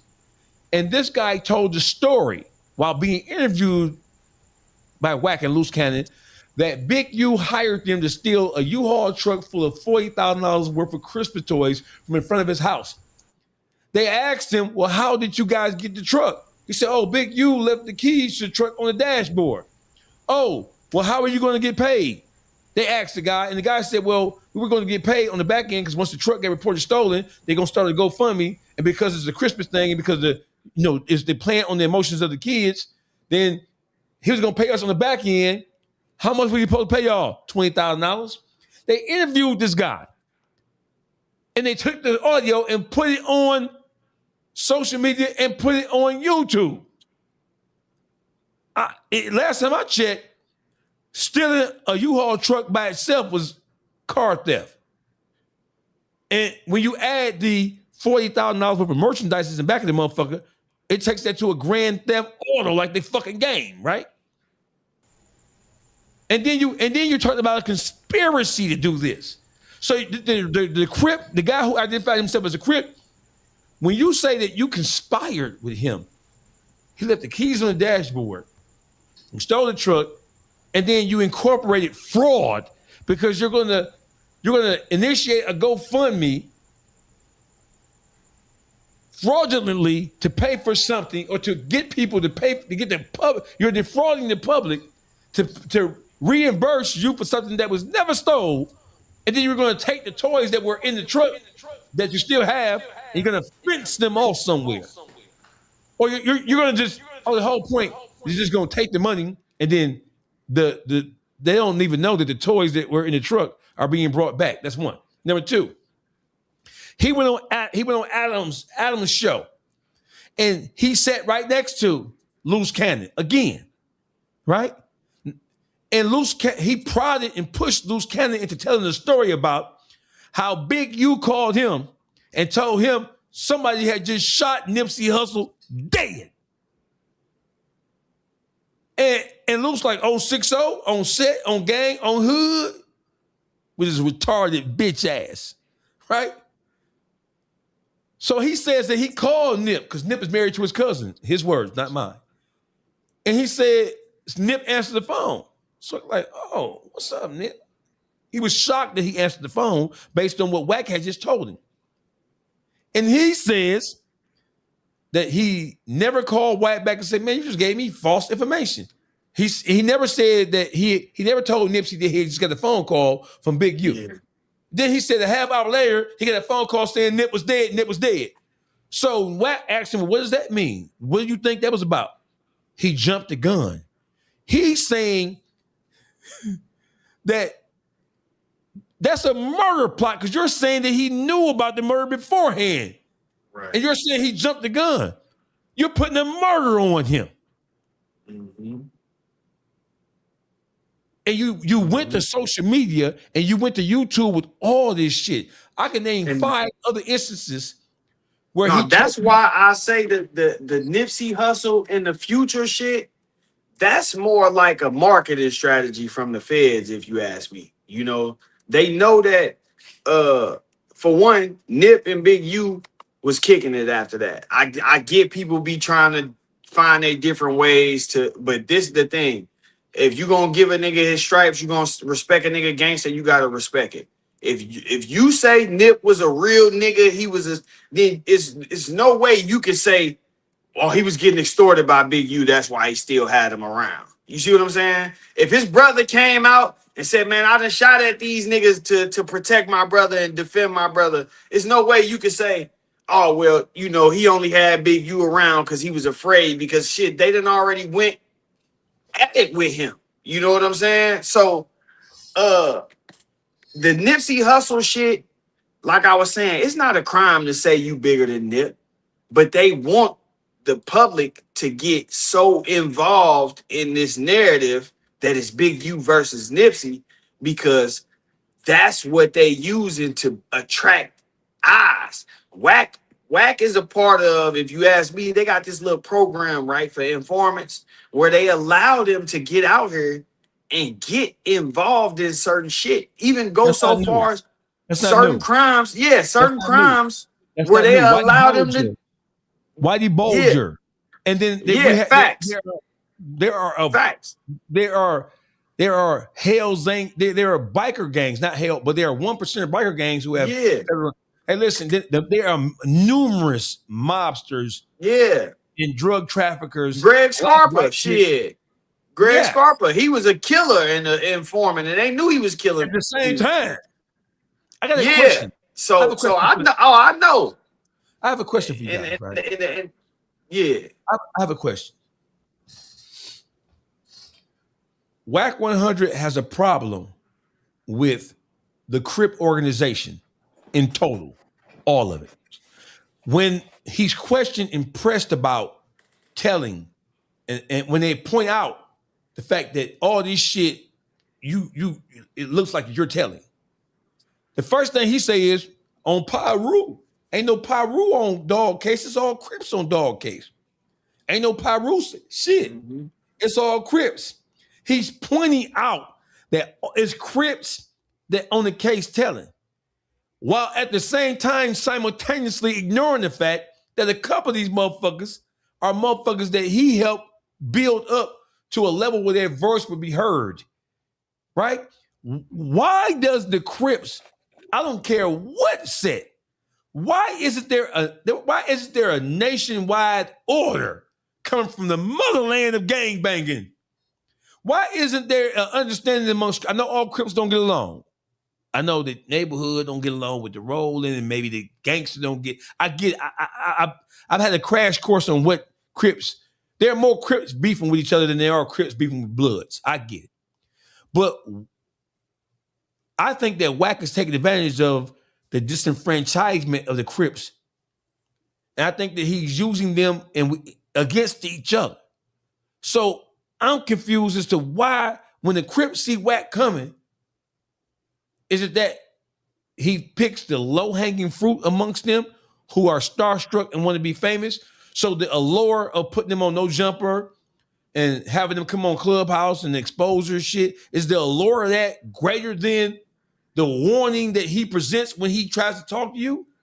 I'm confused. Why don't the Crips like, dog, this nigga's bad news, it's no good?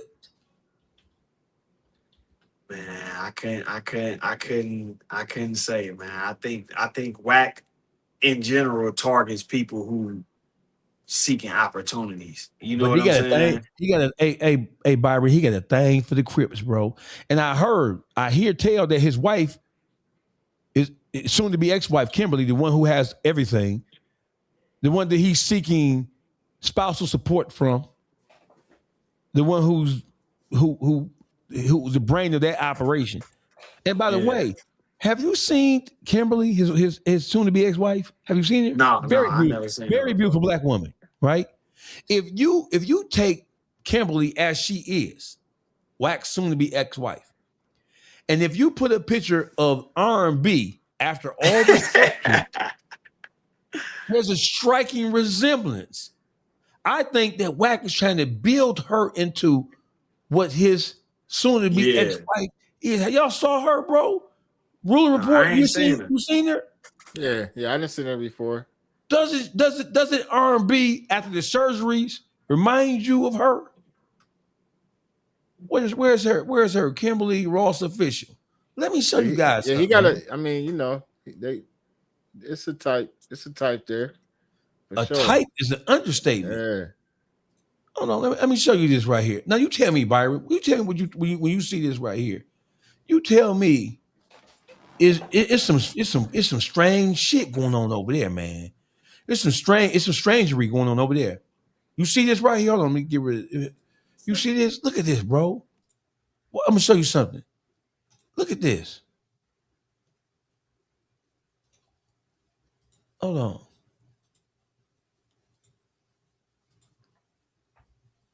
Just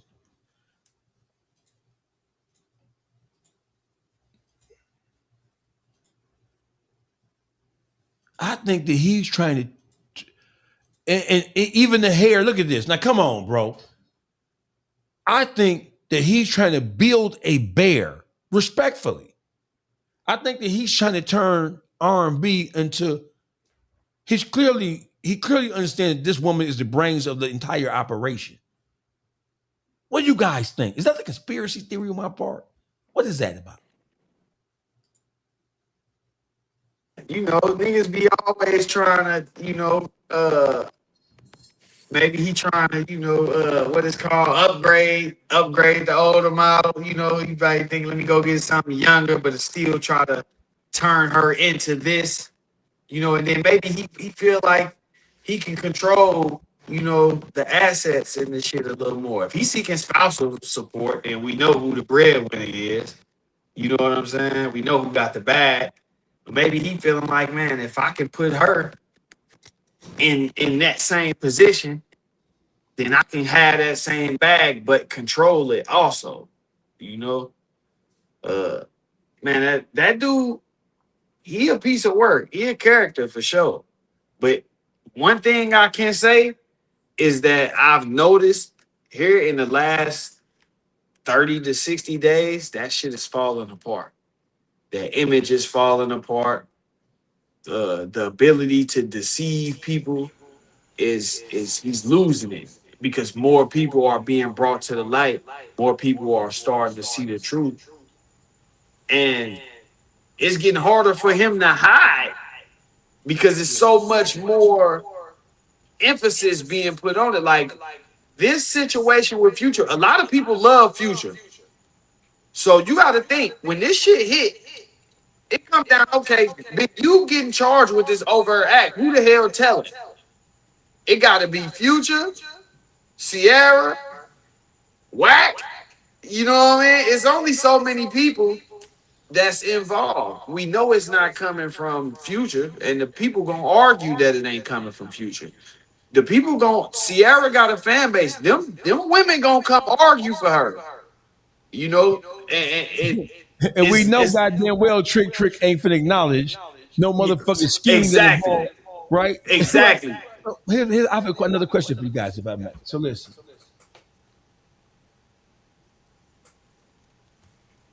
How? Why is academics, Poetic Flacco, why are they helping to push the narrative that what we see and what we're hearing and what we are able to glean, that is not true?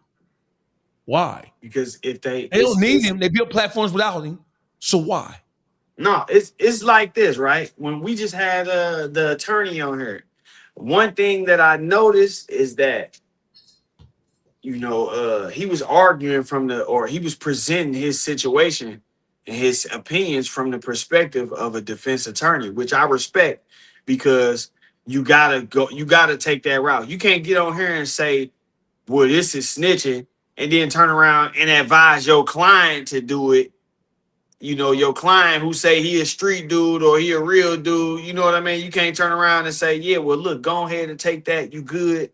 So, you know, to do that would be to say he probably done had a client or two who done snitched, if he was to acknowledge that. And I think it's the same with people like academics, right? If academics acknowledges what Wack is doing and has done with this case, then it put him in that same boat with the Lil Durk situation.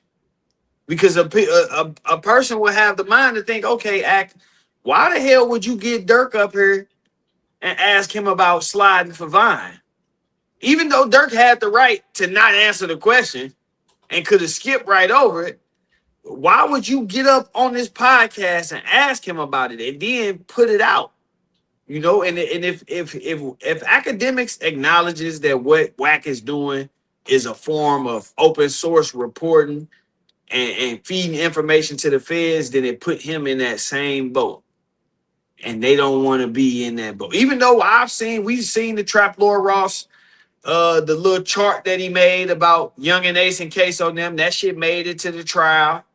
1090 Jake, he was acting confused about why he was brought up in the YNW Melly trial, but the truth is you was brought up because you've been verifying everybody's blood credentials, and you actually verified his, and they wanted to use that because they was trying to get him the death penalty, and they needed the gang enhancement to do that.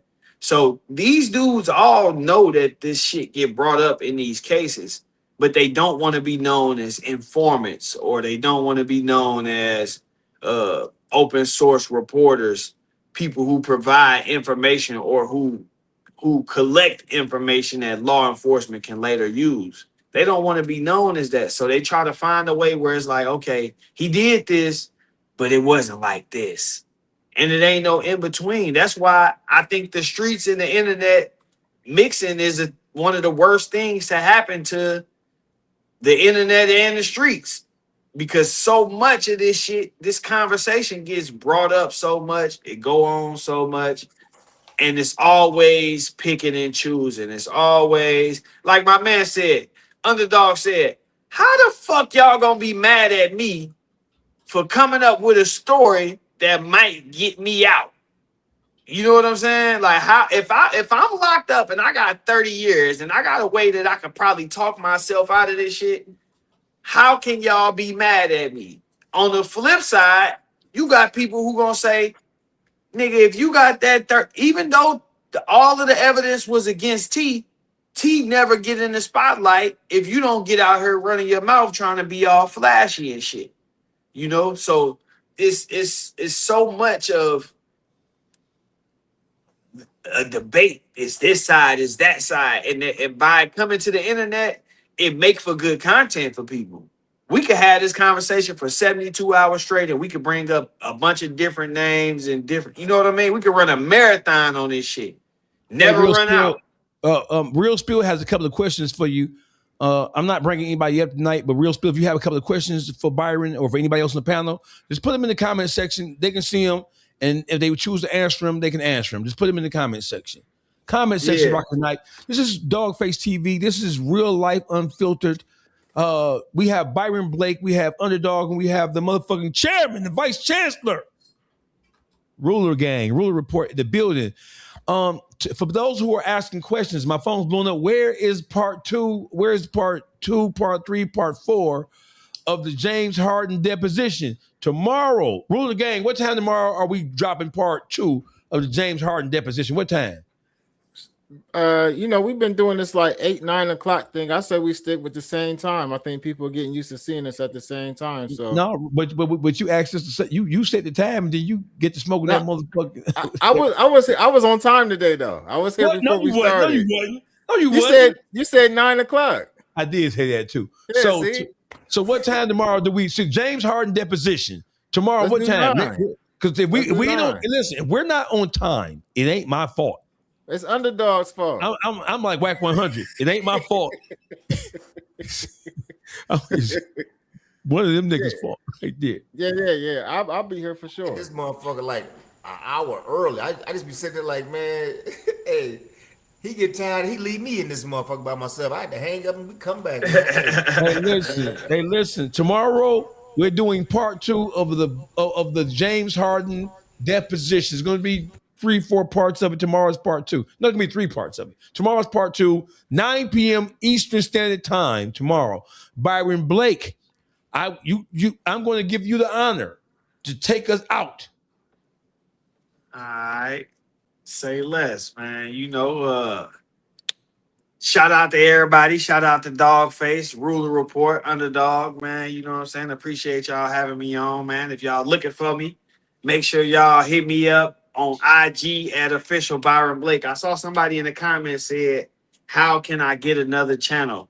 According to YouTube, I gotta wait a year before I can reapply to have I can appear on other people's channels. And how diabolical is that Wack brought loose to No Jumper to confess crimes with Big U and then started to manage him? Oh yeah, no, that's exactly what he did. But yeah, I can appear on other channels, but I can't have a channel that I'm operating and producing my own content. So if y'all looking to catch more of me, check out my IG, which is at official Byron Blake, or check out 618 Gaming and Entertainment Zone. They show a lot of love, repost a lot of my shit. That's the best I can do right now.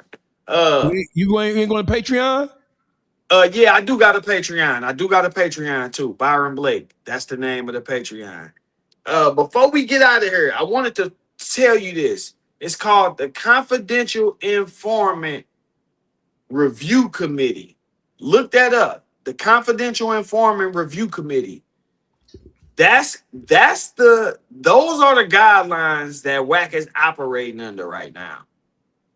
Look that up. It breaks down how they allow to use media, how they allow to participate in certain crimes and detail certain situations with, I'm not going to say immunity, but they not held accountable for it. You know what I mean? It's almost like they given a pass. In some instances, they even able to talk to these feds and say, hey, this is what's going to be going on. I may have to play this role in order to get the intel that we looking for. I believe that that's where Wack was operating under prior to all of this complaints and shit. What do you know about the grid program in LA with the gangs?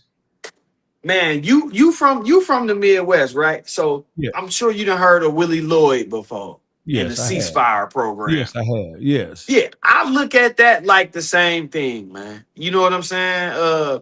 Willie Lloyd was under a lot of scrutiny because people was accusing him of still getting high with the ceasefire funds. You know what I'm saying? Saying you getting money from the government in the city and you still getting high, and all different types of shit. What I will say is, if we look at the things that Wack said about the grid program originally, and if you really look at Big U's indictment, you will see that shit wasn't true. Because all of the shit that Wack was accusing Big U of doing with that grid program, he actually being charged for not doing.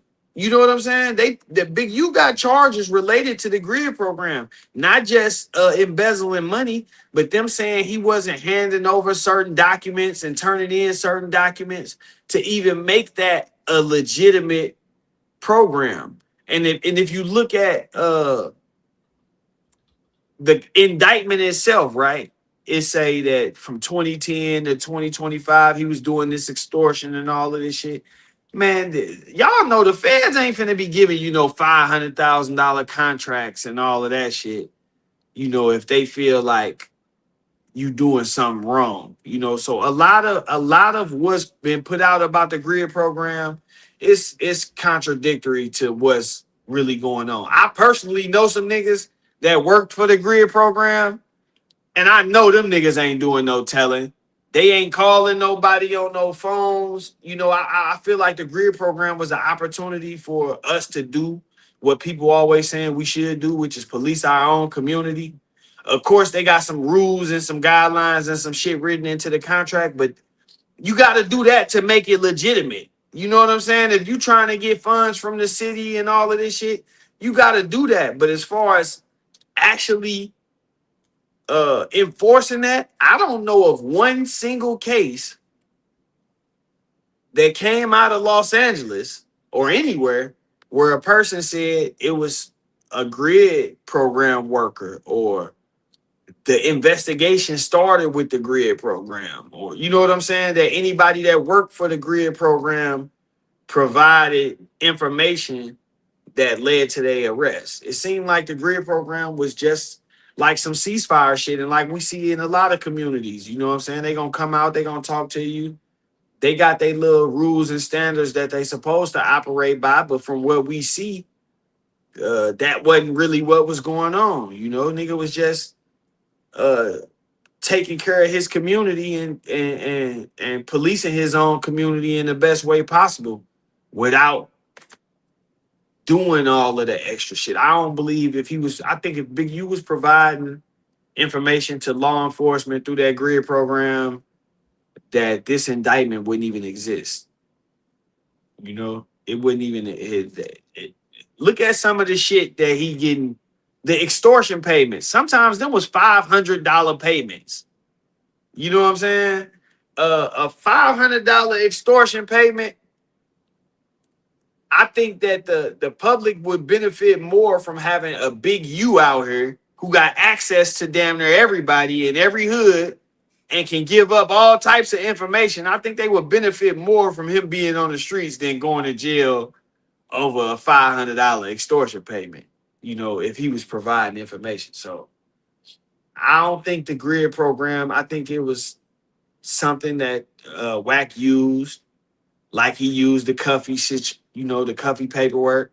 It was one of those things where if you can manipulate the narrative, people saw just that one line. Oh, they got BlackBerry phones and they got to call the police on them if something happened. People saw that and they like, damn, you know, Big U a snitch. He working with the police. But from what I know, nobody has ever been arrested and charged with a crime and said that the grid program is what led to it. Not to my knowledge, but yeah, look out that ruler report. Check out that confidential informant review committee. Check that. I pulled it up. Yeah. I seen you went straight to the phone when I said it. Man, check that out, because that's a real thing. And when you see what's being said in there and compare it to what's actually going on in real time on this internet, man, you will get a chance to see, you will get a more in-depth look at why I feel like I can say confidently that Wack is an informant. You know, it's a plethora of things, but that confidential informant review committee and that process that they take them through with screening them to even be a part of that, man, that dude, if he's not that, he finna get ready to get indicted. It's one of the two.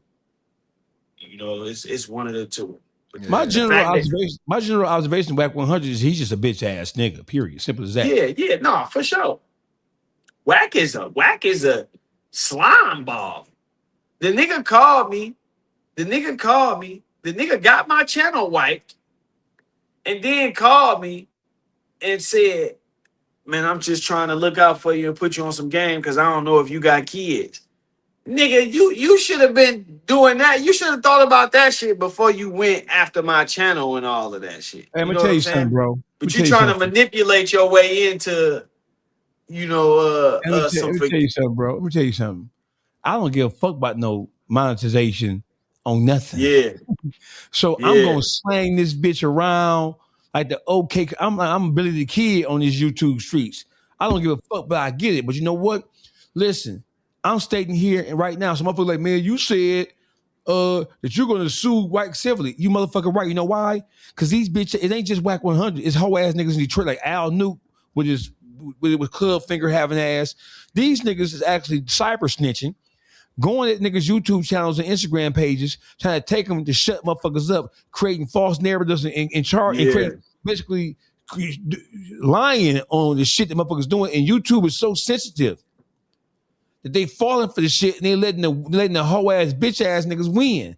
So when Baby Shooter made that video saying, "Oh yeah, we didn't shut you down enough. No, me and Wack, we gonna hit you where it hurt. What you love the most. Get your YouTube channel took, bitch."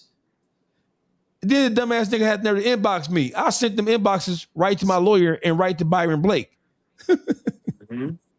Yeah, and I'm gonna put them to good use. I'm gonna put them to you'll see him in the amended complaint with it. Like I say, a few other things that's definitely gonna work, in our favor. This is something that definitely need to be done because it's a lot of fake news and shit that go around, and people need to know. Even if I can't get $10 million from you, I can get the truth out. I can get an injunction. This is how I know that these dudes really are who I say they are. Because even if you feel like I was broke and you couldn't get no money from me, you could still get an injunction from the court that say, hey, I need you to stop saying this, or I need you to not say this, or I need you to recant this and correct it. You can still get injunctions, and none of them are going that route at all. Seti Nash told me he ain't worried about getting sued because it costs $100,000 to file a defamation suit.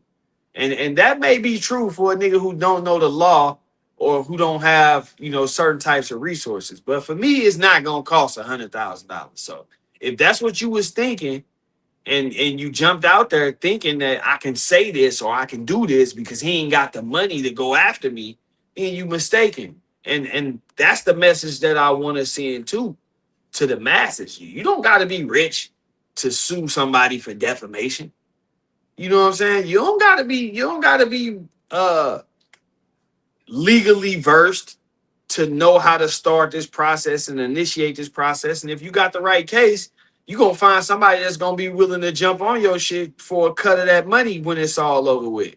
Byron Blake, I appreciate you for joining us. You can come back anytime if you need. For sure.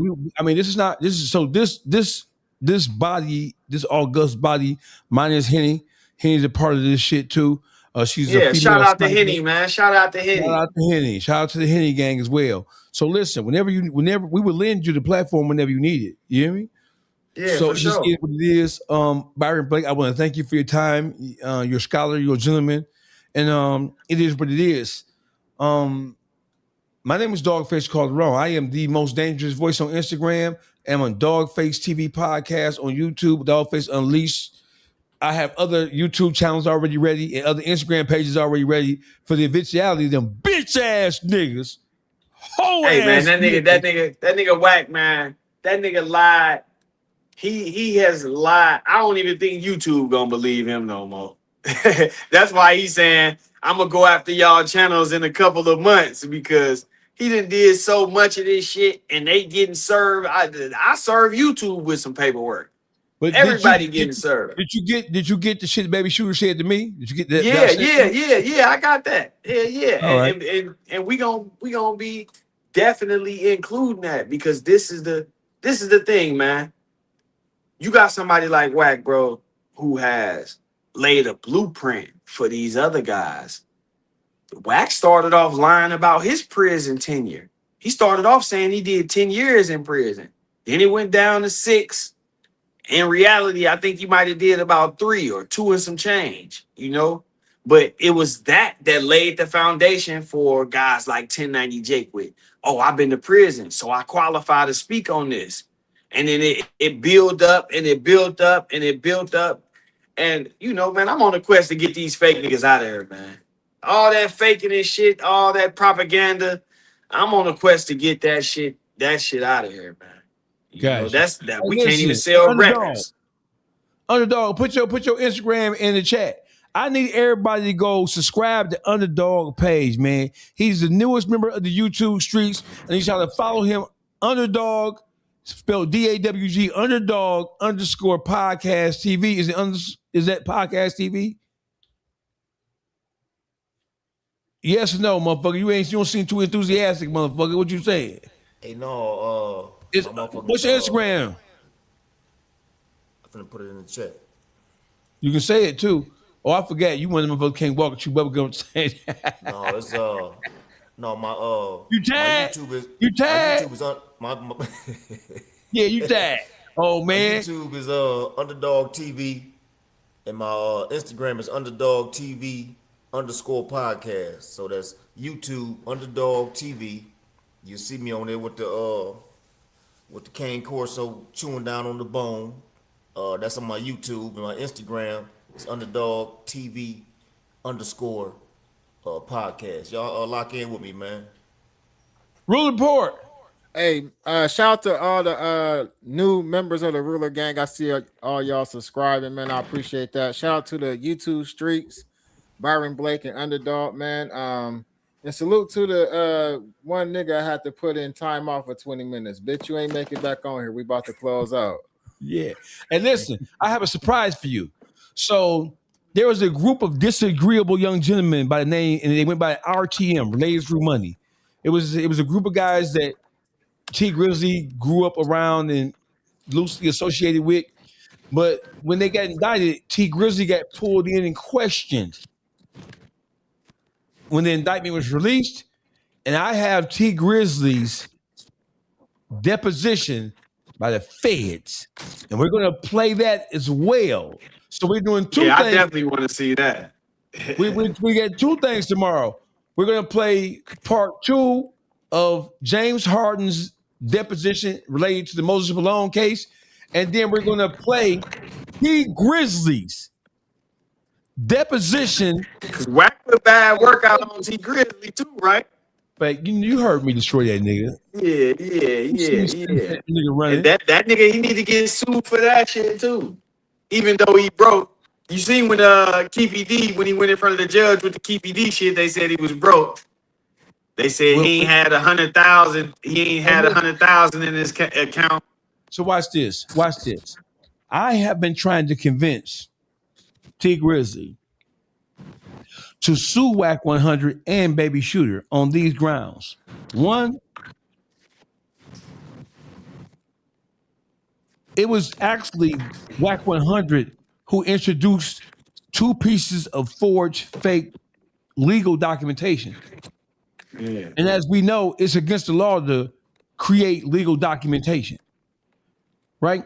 And then they presented these, they disseminated, according to Wack, he said that he disseminated these paperwork to 15 podcasters and YouTubers for dissemination to a greater, more august body of people, right?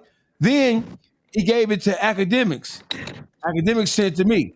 He put out a fake, fraudulent piece of legal document in the police report, supposedly written by Officer Hamilton, Detective Hamilton, and then he gave Wack 100, he gave academics a California State of Appeal motion for relief, claiming that it was a document proving that T Grizzly was a. Look at this, look at say, let me give some light. Look. Say, shut your bitch ass up, dog. Hey, your bitch ass mama, shut up, you hoe ass nigga. Send me some pictures of your mama booty, you bitch ass nigga, you hoe ass nigga. I'm finna ban your bitch ass, you fuck boy. Send me some pictures of your mama asshole, bitch. Hairy asshole mama yours, bitch. Okay, back to what I was saying.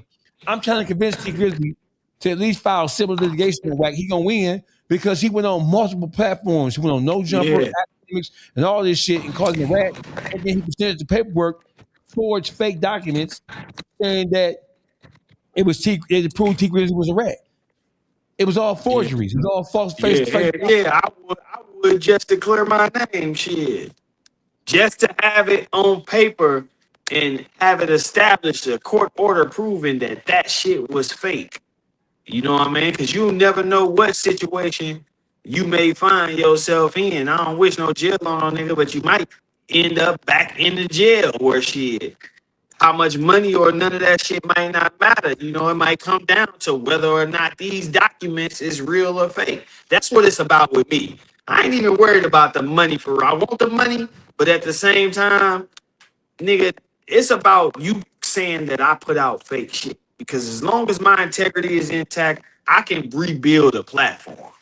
You know what I mean? Once your integrity gone, man, you can't rebuild that shit. It's over with. You know, when I was in the joint, niggas used to always be trying to justify doing gay shit, saying, well, you know, I stopped before I went home or all types of. You can't undo that shit, man. Once it's done, it's done. You know, and that's how I feel. I'm that serious about what I put my name on and my integrity, man. Once you you known for putting out fake shit or bullshit, it's gonna follow you. That's why he in the city. Wack been exposed for so much lies and fake shit that he has to go so far to prove himself. And sometimes he get to talking too much and going too far. That's what we seeing right now with the future shit. He wanted so bad to prove that future shit happened, that even when Big U said it never happened, instead of leaving it alone, he went out of his way to try to prove how it happened, even saying, well, shit, I know other shit about Big U that I'll expose if he don't stop saying this ain't true. And now you done talked your way into a federal case. Shit. It is what it is. But yeah, man, I appreciate y'all having me. I could go all night with y'all with this shit, man. I got it, man. We appreciate you. Thank you. Yeah, for sure. Ruler Game. We got two things tomorrow. We have part 2 of James Harden video deposition. And then we have part 1 of T Grizzly's deposition by the feds in the RTM indictment. Take us out, Ruler Game. Hey, make sure y'all hit that like, share, and subscribe, man. Go subscribe to Underdog TV. Subscribe to all the platforms on Instagram, Dawgface, Ruler Report, and Underdog on there, man. And we'll be back tomorrow with more heat, man. And for you bitch ass niggas, man, we on y'all's neck. Y'all see what it is. It's like when that motherfucker on the Marvel, he got all the rings and shit. You know what I'm saying? We about to fuck y'all up. I'm telling you, this is just the beginning. Underdog. Yo. Talk, nigga. I mean, y'all gotta follow me at that Underdog TV underscore podcast on my Instagram, and Underdog TV on my YouTube. Y'all gotta lock in with me, man. Get my ball rolling, baby.